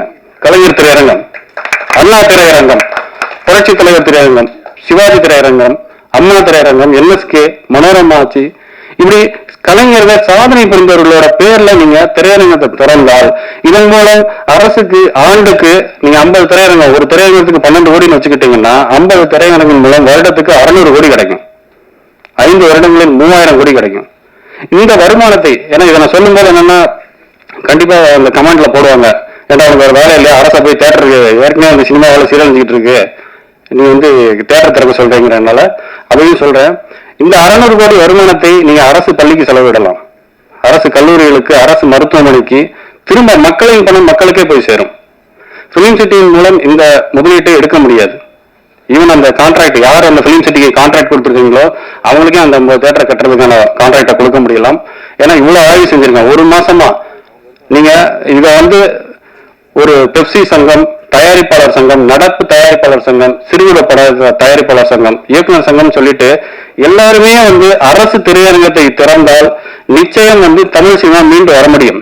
ஏன்னா பெரிய ஒரு ஓப்பனிங் வரும். நான் நடிகருக்கு கதை பண்ணவே கூடாதுன்னு நன்றி. ஏன்னா நடிகர்கள் என்ன பண்ணுவாங்கன்னா உங்களை பயன்படுத்துவாங்க, ஒரு இயக்குனரை, தயாரிப்பாளரை, அந்த எப்படி அவங்ககிட்ட அதை அவங்க அறிவை பயன்படுத்துறது, அவங்க பணத்தை பயன்படுத்துறது நினைப்பாங்க. சமூகத்துக்கு அவங்களால ஒரு நல்ல படம் நிச்சயம் வரவே வராது. ஸோ அரசு இதை ஆவணம் செய்ய வேண்டும் என்று இருக்கிறேன். இப்போது கதாநாயகி குஷி அவர்கள் பேசுவார்கள். நுழைவுச்சீட்டு கட்டணம் 25, 50, 75.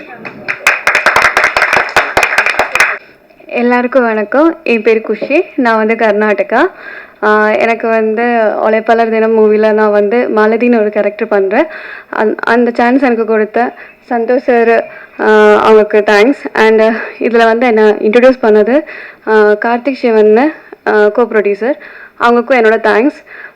இது ஃபஸ்ட்டு ஃபோட்டோஷூட் ஆனதும் எனக்கு தமிழ் பேச முடியுமா, எனக்கு தமிழ் அவ்வளோ ஃப்ளூயண்ட்டாக இல்லைன்னு ஒரு இது வந்துச்சு. அப்போது எனக்கு இதோட எக்ஸிக்யூட்டிவ் ப்ரொடியூசர் சம்பத் சார் தான். அவங்க தான் என்கிட்ட கேட்டாங்க, என்னம்மா தமிழ் டைலாக் எல்லாம் பேச முடியுமா, இதில் கொஞ்சம் டைலாக்ஸ் எல்லாம் ஒரு வில்லேஜ் சப்ஜெக்ட் மாதிரி இருக்குது அப்படின்னு என்கிட்ட கேட்டாங்க. ஓகே சார், ட்ரை பண்ணுறேன், பட் என்னால் பண்ண முடியும் நான் தைரியமாக சொன்னேன். அவங்க எனக்கு நெக்ஸ்ட் டே படத்தோட மொத்த டைலாகும் எனக்கு சொல்லி கொடுத்தாங்க. அதை நான் கற்றுக்கிட்டேன். அதுக்கப்புறம் ஷூட்டுக்கு பிஃபோராக 2 days முன்னாடி என்னை வர வச்சாங்க. ஏன்னா அந்த வில்லேஜ் சப்ஜெக்ட் இல்லை. ஸோ எனக்கு வில்லேஜ் அந்த அளவுக்கு தமிழ்நாட்டில் நான் இது வரைக்கும் போனதில்லை. அப்போ அங்கே எப்படி இருக்கும், அதுக்காக என்னை கூப்பிட்டுட்டு பிஃபோராக என்னை வர சொன்னாங்க. நான் போனேன். சாரி, மொத்தமாக சாரி தான் அந்த மூவியில் மொத்தமாக எனக்கு இருந்துச்சு. 2-3 சீன் தான் நைட்டியில் இருக்கும். ஸோ அங்கே போனேன். எல்லோரும் கூட பழக சொன்னாங்க. அந்த வில்லேஜில் பழகிட்டேன். அப்போது என்கிட்ட சொன்னாங்க, என்னம்மா டைலாகெல்லாம் கற்றுக்கிட்டியா? ஓகேவா, ஓகே சார், நெக்ஸ்ட்டு நீங்கள் என்ன எடுக்க போகிறீங்க, அது பிஃபோராக ட்ரையல் பாருங்கள் சொன்னேன். Okay sir Sampath sir director sir Santhosh sir பார்த்தாங்க. ஓகே, அவங்களுக்கு நடிச்சு காமிச்சது பிடிச்சது. அந்த மாதிரி தான் எனக்கு இது ப்ராஜெக்ட் போயிடுச்சு. ஸோ எனக்கு இது மாலதின்னு ஒரு கேரக்டர் ரொம்ப அழகாக இருக்கிற ஒரு கேரக்டர். என்னதான் எல்லாரும் சொல்கிறாங்க, ஹஸ்பண்ட் வெளிநாட்டு இருக்கிறவங்கள மட்டும்தான் சொல்கிறாங்க. பட் அவங்களுக்காக ஏங்குற ஒரு ஒய்ஃபு, ஒரு அம்மா, ஒரு தங்கச்சி அக்கா அந்த மாதிரி மாலதின்னு ஒரு கேரக்டர் எல்லா ஒரு இதில் மாதிரி தான் எல்லா ஒரு பொண்ணுங்க கிட்ட இருக்கிற ஒரு கேரக்டர் தான். வெளிநாட்டில் இருக்கிறவங்களுக்காக இங்கே ஏங்குற ஒரு மனசு இருக்குது. ஹஸ்பண்ட் கூட வாழணும் இல்லை ஒரு அப்பா கூட இருக்கணும்னு இருக்கிற குழந்தைங்களாகட்டும், வெளிநாட்டில் இருக்கும்போது அவங்க எவ்வளோ மிஸ் பண்ணுவாங்க. ஒரு நல்ல நாள், ஒரு ஃபெஸ்டிவல், ஒரு ஸ்கூல் டே, என்னதான் இருந்தாலும் குழந்தைகளாகட்டும், ஒய்ஃப் ஆகட்டும், அம்மா ஆகட்டும், அவங்கள மிஸ் பண்ணுவாங்க. ஸோ அதோட ஒரு இது எனக்கு வந்து என்னால் முடிஞ்ச அளவுக்கு பெட்டராக நான் பண்ணியிருக்கேன். தேங்க்யூ.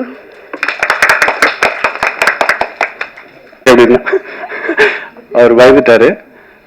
கடந்த இதில் பேசின மாதிரி ஊட்டியில் வந்து அரசு ஒரு திரையரங்கம் நடத்தி கொண்டு இருக்கு. எவ்வளோ பேருக்கு தெரியும் தெரியாது. ஊட்டியில் ஒரே ஒரு திரையரங்கம் இருக்கு, அது அரசு தான் நடத்துது. அதோட நேரடி வருமானம் கலெக்டருக்கு போகுது. ஸோ அது ஏற்கனவே இருக்கிறது. தொடர்ந்து அந்த அதை அடுத்து கவர்மெண்டோட தான் சிறப்பு. அது இன்னும் நிறைய வரும்போது என்னன்னா செகண்ட் ரிலீஸ் மாதிரி கொண்டு போகலாம். பெரிய படங்கள் ஒரு தடவை ஓடி அங்க மல்டிபிளெக்ஸ் மாதிரி வைக்கும்போது, ஏன்னா ஒரு எல்லாரும் படம் பார்க்கணும். சமூக நீதிங்கிறது என்னன்னா எல்லாரும் படிக்கணும்பாரு. பிள்ளைகள், அதாவது குழந்தைகள், நானும் வந்து சினிமா தேட்டர் தான் வளர்ந்தேன். சும்மா இருந்தா படத்துக்கு போயிடும், அவ்வளவுதான். என்ன படம் தெரியாது. சாமி படம் பார்ப்போம், சண்டை படம் பார்ப்போம், இந்த மிருகங்கள் படங்கள், ஜாக்கி சான் படம்லாம் அப்படிதான் பார்த்து வளர்ந்தோம். 5 ரூபா 2 ரூபா டிக்கெட்ல இருந்தோம். இன்றைக்கு வந்து இது அதீத லாப நோக்க வெறிதான். அது அங்கேயுமே கம்யூனிசம் தான் வந்து நிக்குது. எல்லாருக்கும் அந்த இது போய் சேரணும்ல. ஒரு குழந்தை ஆசைப்படுது, அதை செய்ய முடியலன்னா அந்த தகப்பனுக்கு எவ்வளவு பெரிய வருத்தம் இருக்கும். அதனால அதை வந்து அரசு ஆவணம் செய்யணும். அதே போல கம்யூனிஸ்ட் மாடல் பக்கத்து கேரளா ஸ்டேட்ல ஓடிடி ஆரம்பிச்சிட்டாங்க. அடுத்து நம்ம அரசு ஓடிடி நிச்சயம் ஆரம்பிக்க வேண்டும். ஏனென்றால் கடந்த வருடம் 248 படம் சென்சார் வாங்கி ரிலீஸ் ஆயிருக்கு. அதுல 120 படங்கள் மட்டும்தான் ஓடிடி எடுத்திருக்காங்க. நீச்சர்களுடைய 128 படங்கள் எங்கேயுமே வெளியாகல. ஸோ ஒரு படத்துக்கு நீங்க 1 லட்ச ரூபா என்ட்ரி ஃபீஸ் மாதிரி வச்சீங்கன்னா கிட்டத்தட்ட 1 கோடி ரூபா கிடைக்கும். 100 படங்களை நீங்க, ஏன்னா சின்ன படங்களை வந்து நீங்க உண்மையா சொல்ல போனீங்கன்னு வச்சுக்கோங்களேன், இங்க நிறைய மீடியேட்டர்ஸ் வந்து தப்பான ஆட்களா இருக்காங்க. எல்லாருமே நான் தான் அமேசான் நெட்ஃபிளிக்ஸ் ஓனர்னு சொல்லிடுறாங்க. வாங்க நான் ரிலீஸ் பண்ணி விடுறேன் அப்படின்னு சொல்லிட்டு அவங்க காசை வாங்கிட்டு ஆள காணாம போயிடுறாங்க.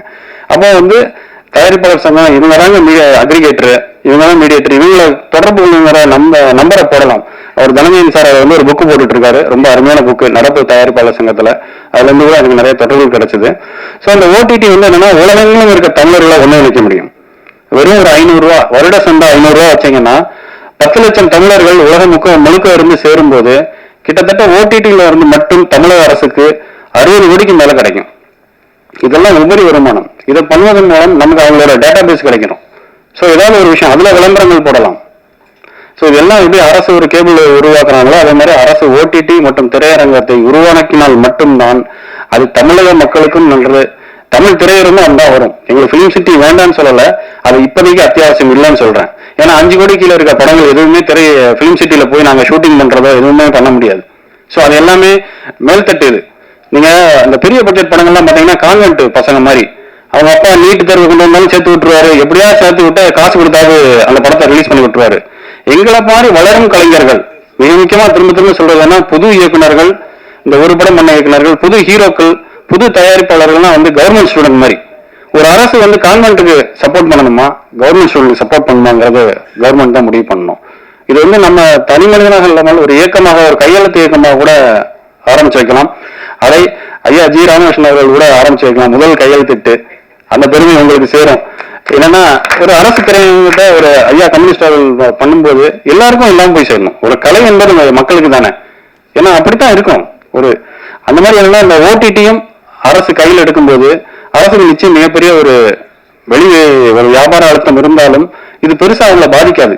மற்ற கார்பரேட் முதலாளிகளுக்கு இன்னொன்று ஓடிடி நடத்துற ரொம்ப சிம்பிள். நீங்க ஒரு 1 கோடி ரூபாய் ஈஸியா நடத்த முடியும். அதுக்கான ஸ்பேஸ் மட்டும் வாங்கினா போதும். அது தமிழக அரசு பண்ண முடியும். இதெல்லாம் பண்ணும்போது என்னன்னா அரசு திராவிட மாடலுக்கு ஒரு மிகப்பெரிய ஒரு அங்கீகாரமாக இருக்கும். திரும்பவும் அது அடுத்த கட்டமாக ஒரு தமிழ் சினிமாவின் வளர்ச்சியாக இருக்கும். இப்போது நடிகர் மற்றும் இயக்குனர் ஐயா ராஜகபூர் அவர்களை மேடை கலைஞர் பேசணும்.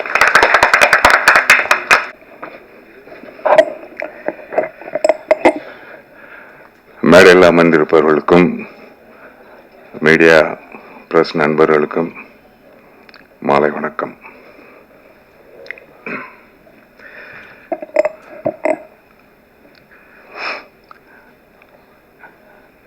இது ஒரு பார்ட்டி ஆபீஸ்ல உட்கார்ந்த மாதிரியா இருக்கு. இங்கே உட்கார வச்சு நம்மளே கம்யூனிஸ்ட்காரங்க ஆக்கிடுவாங்க டேலண்டா. ரொம்ப சந்தோஷமா இருக்கு. பொதுவாக இந்த மாதிரி ப்ரெஸ் ஆடியோ ரிலீஸ்லாம் வந்து சினிமா பிரபலங்களை கூப்பிட்டு பந்தாவா பயங்கரமாக வந்து சிறப்பாக வந்து பெருசாக பண்ணுவாங்க.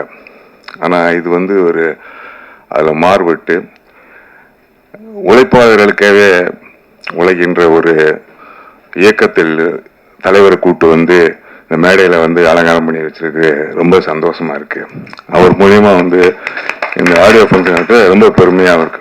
இது புதுசாக தான் இருக்கு. அப்புறம் வந்து என்னுடைய நண்பர் இந்த யூனிட்டை பற்றி எனக்கு ஒன்றுமே தெரியாது.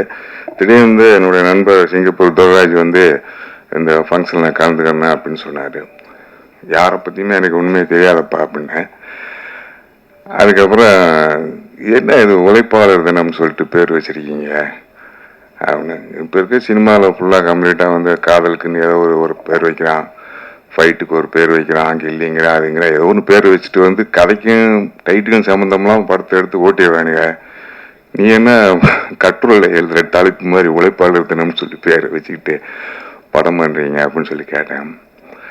அதோட லைன் வந்து என்கிட்ட சொன்னோன்னா ரொம்ப மனசு ரொம்ப பாதிச்சிருச்சு. இந்த ஆடு ஜீவிதம் மாதிரி வந்து இங்கேருந்து வந்து நம்ம குடும்பத்துக்காகவும் அக்கா தங்கச்சி படிப்புக்காகவும் காதல் ஒரு பொண்ணை காதல் வச்சு அந்த காதல் வந்து நிறைவேறதுக்காக வந்து கஷ்டப்பட்டு அதை பணம் சம்பாரிச்சு அந்த பிள்ளைய வந்து கைப்பிடிக்கணுங்கிறதுக்காகவும் நமக்காக ஒரு கனவு வீடு கட்டுறதுக்காகவும் அப்படின்னு சொல்லி ஜென்ரலாக நம்ம போகும்போது வந்து அரேபியா, சவுதி அரேபியா, பாலைவனம் அது மாதிரி அது நம்மளுக்கு போனோம்னா அங்கே வந்து வேற வேலைக்கு கூப்பிட்டு போய் அங்கே வந்து ஆடு மேய்க்கவோ ஒட்டகத்தை மேய்க்கவோ இல்லைன்னா கக்கு செல்லவோ விட்டுருவாங்க.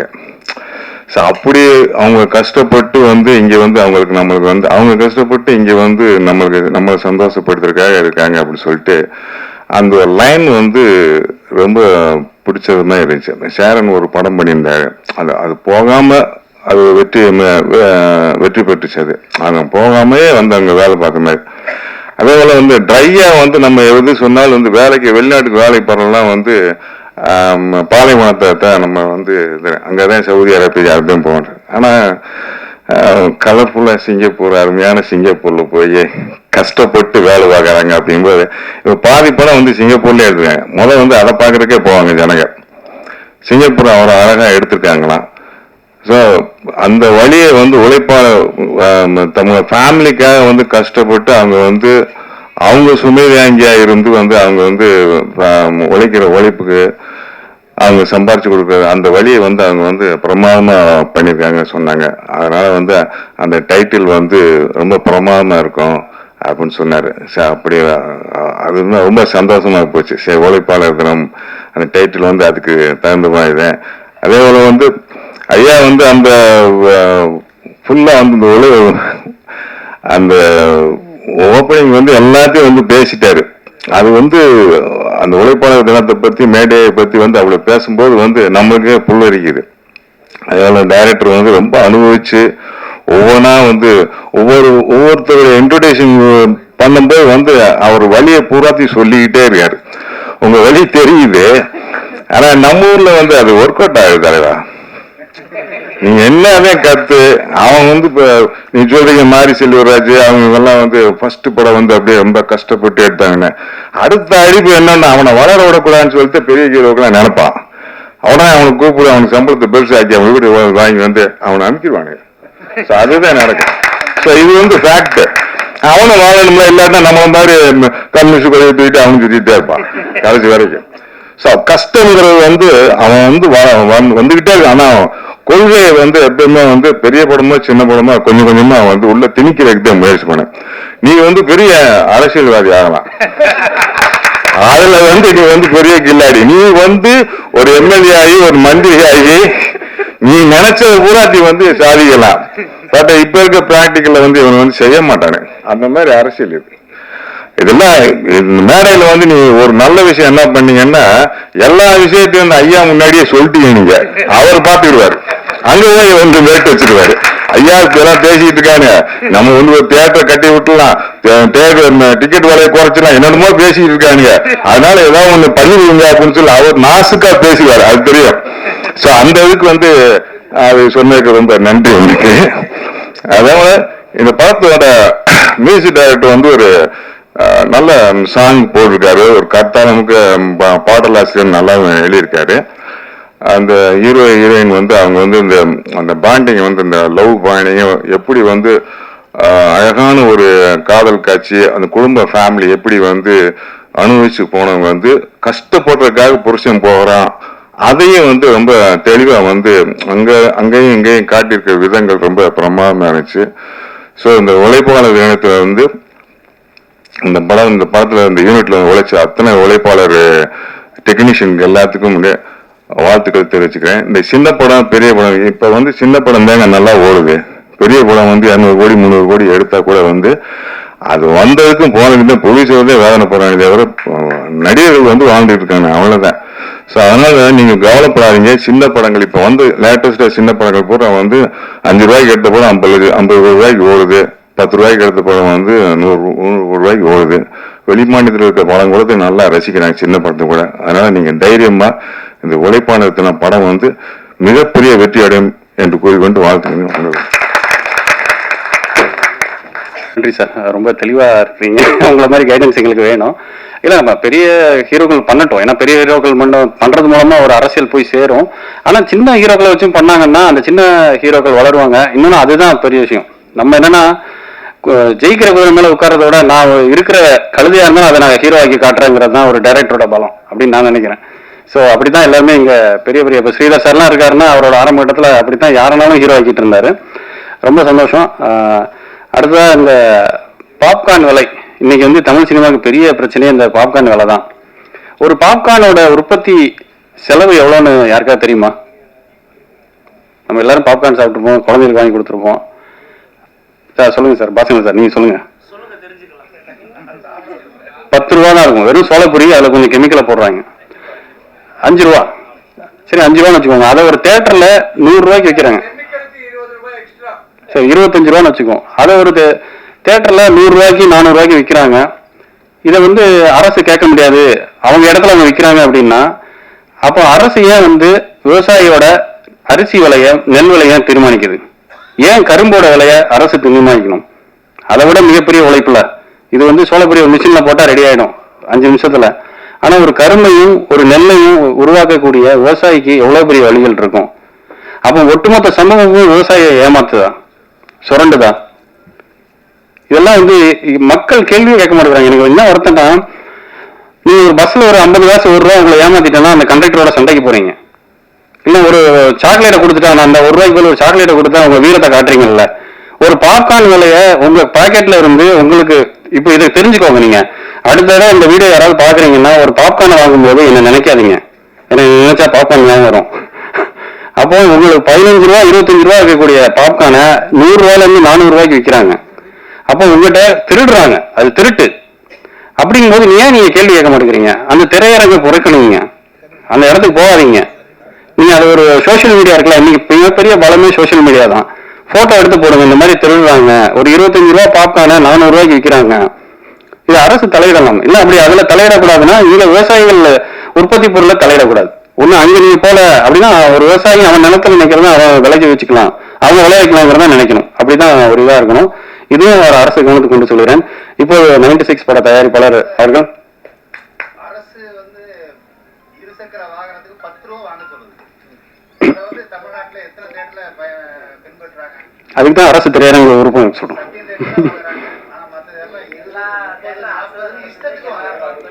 இல்ல சார், அது இது ஒரு விவாதமா நம்ம பண்ணல. நம்ம ஒரு ஆர்குமெண்ட் கொண்டு வந்து இதை நம்ம அரசு கொண்டு போவோம். இல்ல சார், அதுல நிறைய அரசு திரையரங்கத்தை நடத்துறதே அரசியல்வாதிகள் தான். அதனால அதுக்கு தீர்வு அரசு தான். இப்போ 96 தயாரிப்பாளர் அவர்கள் நந்தகோபால் சார் பேச அழைக்கிறோம்.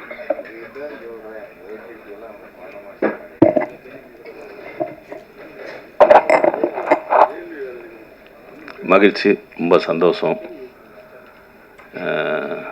பத்திரிகை நண்பருக்கும் மேடையில் அமைந்திருக்கும் ஐயா ரொம்பலாம் பேச தெரியாது, மனசில் தோணுதை சொல்கிறேன். இந்த மேடையில் வந்திருக்கதை ரொம்ப பெருமையாக நினைக்கிறேன். நீங்கள் இந்த மேடைக்கு வருவீங்கன்னு எனக்கு நேற்று தான் தெரியும். அதில் இந்த மேடையில் ஒரு மிக மகிழ்ச்சியாக ஒரு மிக சிறந்த பெரிய தலைவர், ரொம்ப பெருமையாக நான் ஃபீல் பண்ணுறேன். என்னுடைய இயக்குனர் ராஜகுமார் சாருக்கும் ரொம்ப நன்றி இந்த மேடைக்கு வந்ததுக்கு. இந்த மேடைக்கு வந்ததுக்கு சிங்கப்பூர் துறைராஜ் ஒரு காரணமாக இருந்தாலும் அதை அவருக்கு ஒரு மிக்க நன்றியை சொல்லிக்கிறேன். இந்த மேடை மிக சிறப்பான ஒரு மேடையாக, ரொம்ப மகிழ்ச்சியான ஒரு மேடையாக, ரொம்ப புத்துணர்ச்சியான மேடையாக, அறிவு சார்ந்த மேடையாக நான் அதை பார்க்குறேன். சந்தோஷ் சார் டைரக்டர் சொன்ன எந்த ஒரு பாயிண்ட்லேயுமே நான் இல்லை, அது நான் முதல் ஃபஸ்ட் சொல்லிக்கிறேன்.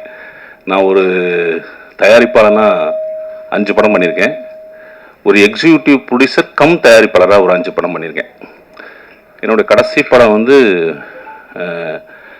96. அதுக்கப்புறம் நாடோடிகள் 2ன்னு ஒரு படத்தை வந்து நான் தமிழ்நாடு ரைட்ஸ் வாங்கி பண்ணேன். அந்த படத்தை மொத்தம் அது கதையை கேட்காம பண்ண படம். அந்த படம் ஓடல. நான் வந்து சென்னைக்கு வந்து ஒரு 20 வயசுலேயே சின்னதாக ரெப்ரஸன்டேட்டிவாக இருந்து, சாதாரணமாக இருந்து, ஒரு சின்ன படங்களை விலைக்கு வாங்கி பார்த்து டிஸ்ட்ரிபியூஷன், இங்கிலீஷ் படங்கள் இப்படி படிப்படியாக வந்து டிஸ்ட்ரிபியூட்டராக இருந்து, சேதுன்னு ஒரு படத்தை நார்த் சவுத் டிஸ்ட்ரிபியூஷன் பண்ணிவிட்டு அப்படியே வளர்ந்து, அப்படியே வந்து ஒரு டிஸ்ட்ரிபியூட்டராக இருக்கும்போதே நம்ம ஒரு படத்தை கணிக்கிறோம், ஒரு தயாரிப்பாளராக வரலாமேன்னு சொல்லி தயாரிப்பாளராக வந்து ஃபஸ்ட்டு படம் கலாப காதலன். அந்த படத்துக்கு நான் எக்ஸிக்யூட்டிவ் ப்ரொடியூசர் தான். ஆனால் அது அந்த தயாரிப்பாளரே கடைசியில் அந்த படத்தை எனக்கு கொடுத்துன்னு எனக்கு ஒரு தயாரிப்பாளராக அங்கீகாரத்தை கொடுத்துட்டாரு. நான் அப்படி நான் இருக்க மாட்டேன்னு சொல்லி அப்புறம் திருப்பியும் எக்ஸிக்யூட்டிவ் ப்ரொடியூசராக ஒரு 4 படம் பண்ணேன். கடைசி படம் அதில் சில்லுன்னு ஒரு சந்திப்பு. இப்படி கொஞ்சம் கொஞ்சமாக வளர்ந்தேன். அதுக்கப்புறம் ஃபஸ்ட்டு படம் என்னுடைய இண்டிவிஜுவலாக ரொம்ப சினிமா விட்டே போயிடலாம், சில்லுன்னு ஒரு சந்திப்பு, விமல், ஓவியா இவங்களாம் நடித்து ஒரு படம் பண்ணேன். அந்த படத்தோட என்னோடய டோட்டல் கேரியரும் காலி. அது வந்து ஒரு புதிய இயக்குனர் தான். நான் பண்ண 10 இயக்குனரில் 8 இயக்குனர் புதிய இயக்குனர் தான். அதில் மியூசிக் டைரக்டர், புதிய மியூசிக் டைரக்டர் கிட்டத்தட்ட ஒரு 6 புதிய மியூசிக் டைரக்டர் தான். என்னோட முதல் வெற்றி படம் ரோமியோ ஜூலியட், அது வந்து ஒரு புதிய டைரக்டர் தான். அதில் வந்து மற்றவங்களாம் ஒரு சிலர்லாம் வந்து புதியவர்கள் தான். என்னோடய எல்லா படங்களையுமே மேக்ஸிமம் புதியவர்கள் தான். அதுக்கப்புறம் அதுக்கப்புறம் ஒரு நோன் டைரக்டர் சுராஜ் சாரை வச்சு பண்ணேன், கத்தி சண்டைன்னு ஒரு படம். அது வியாபார ரீதியாக பெரிய நஷ்டத்தை ஏற்படுத்திச்சு. அதுக்கப்புறம் வந்து தெரிஞ்ச ஒரு படம் பண்ண டைரக்டரை வச்சு படம் பண்ணேன், அதுவும் எனக்கு வியாபாரத்தில் ஆசாச்சு. அதுக்கப்புறம் ஒரு புதிய இயக்குனர் வச்சு தான் பண்ணேன் 96. இன்றைக்கி இந்த மேடையில் நான் வந்து உட்காந்து பேசுகிறதுக்கு என்னுடைய புதிய இயக்குனர் வச்சு 96ன்னு ஒன்று படம் பண்ணதான். ஸோ இப்படி நான் புதிய இயக்குனரில் வச்சு ஏன் பண்ணேன் அப்படின்னு கேட்டால், எனக்கு வந்து நான் வந்து ஆரம்பத்தில் சினிமாவில் வந்து பல கம்பெனியில் பல மணி நேரம் காத்திருந்து ஒவ்வொரு பிஸ்னஸும் ஒவ்வொரு இதெல்லாம் பண்ணி நான் கொஞ்சம் அட்வர்டைஸிங்லாம் இருந்தேன். அதெல்லாம் பண்ணும்போது அதை பார்க்கும்போது நம்ம ஆஃபீஸில் யாரும் வந்து உட்காரக்கூடாது, நம்ம வந்து ஒரு புதிய இயக்குனரில் உருவாக்கணும், புதிய டெக்னீஷியனை உருவாக்கணுன்ட்டு நிறைய பேர்த்த உருவாக்கியிருக்கேன். ஒரு சிலர் மிக சிறந்த இடத்துல இருக்காங்க, ஒரு சிலர் மிக சிறந்த இடத்துக்கு வரல. இங்கே வந்து இதெல்லாம் எதுக்கு சொல்லிட்டு இருக்கேன்னா, இந்த ஃபங்க்ஷனுக்கு நான் இதெல்லாம் அப்படி என்னோடய லைஃப் முடிஞ்சிருச்சு. இந்த ஃபங்க்ஷனில் நான் வந்து நிறைய விஷயங்கள் வந்து ப்ராக்டிக்கலாக பார்க்குறேன். இந்த ஃபங்க்ஷனில் நான் வர்றதுக்கு காரணம் வந்து உழைப்பாளர் தினம் அப்படின்னு ஒரு மிகச்சிறந்த ஒரு ராஜ்குமார் சொன்ன மாதிரி மிகச்சிறந்த டைட்டில் கிடையாது. இது ஒரு வியாபாரம். இது இங்கே இருக்கிறது வந்து இப்படி ஒவ்வொன்றையும் நம்ம கற்றுக்கிட்டு இந்த சில தவறுலாம் இருக்கும். நான் பேசும்போது தப்பாக நினச்சிங்க, ஏன்னா அவ்வளோ கண்டினியூவாக அவ்வளோ கிளாரிட்டியெல்லாம் பேச தெரியாது. நான் இருக்கிற உணர்வை சொல்லிடுறேன். இங்கே வந்து நம்ம வந்து உணர்வுகளையும் உண்மையான உணர்ச்சிகளையும் அப்படிலாம் அடக்கி வச்சுக்கிட்டு இங்கே வெற்றி பெறுவது மட்டும்தான் இலக்கு. சந்தோஷ் நிறைய விஷயங்கள், ரொம்ப ப்ராக்டிக்கலான விஷயங்கள் இந்த நந்தகோபாலுக்கும் நிறையா இருக்குது. பட் அதெல்லாம் வந்து ராஜ்குமார் சார் சொன்ன மாதிரி மிகச்சிறந்த தலைவர்.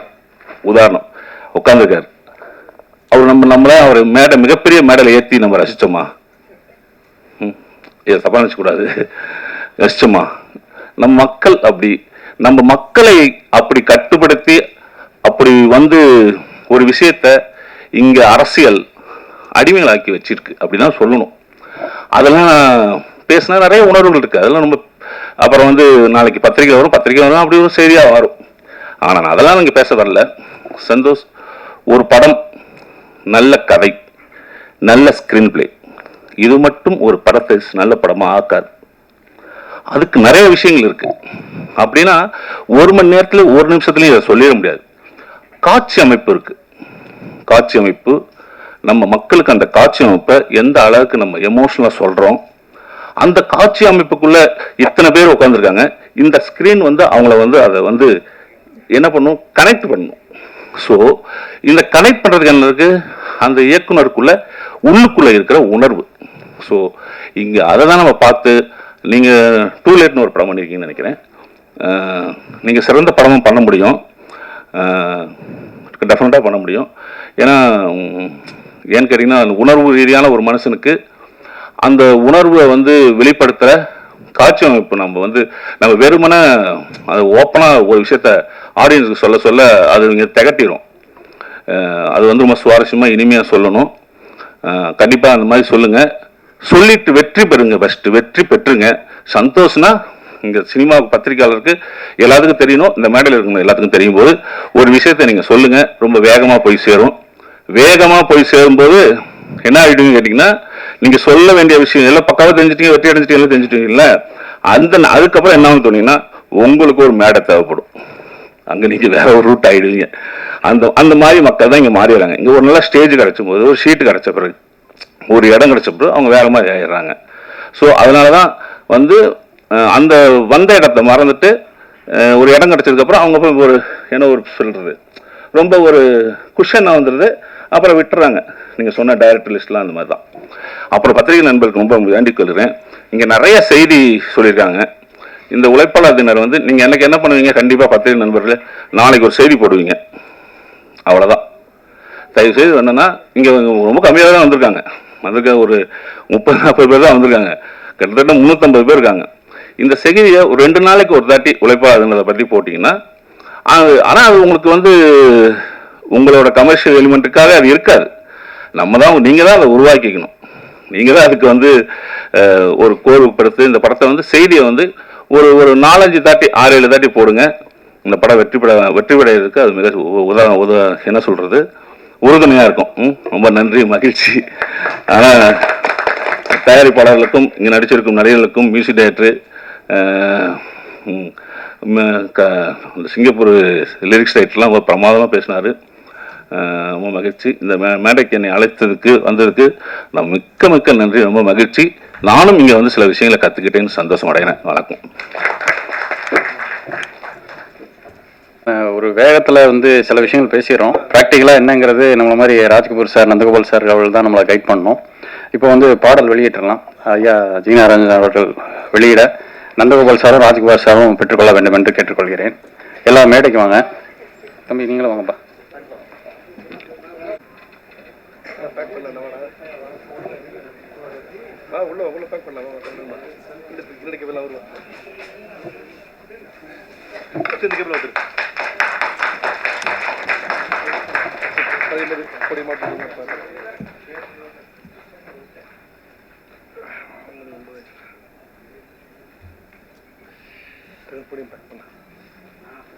நன்றி சொல்றேன்.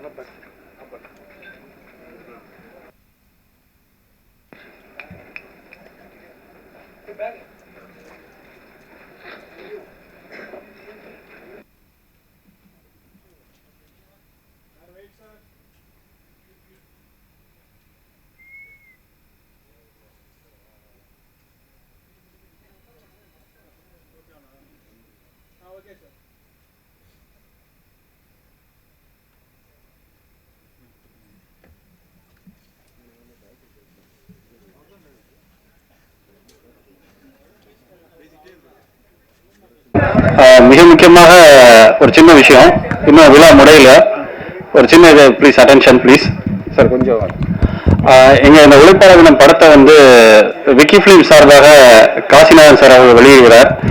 அவர் நன்றி உரை வழங்குவார். சார் நீங்கள் தான் நன்றி சொல்லுங்கள். அனைவருக்கும் நன்றி. இந்த படத்தை திரையிட எனக்கு உரிமை கொடுத்த நண்பர் சந்தோஷ் சம்பத் அவர்களுக்கு மனமார்ந்த நன்றி. இப்படத்தை எனக்கு கிடைக்க உறுதுணையா இருந்த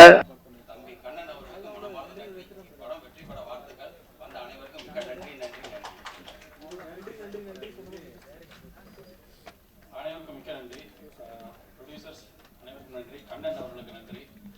யாராவது விடுபட்டிருந்தா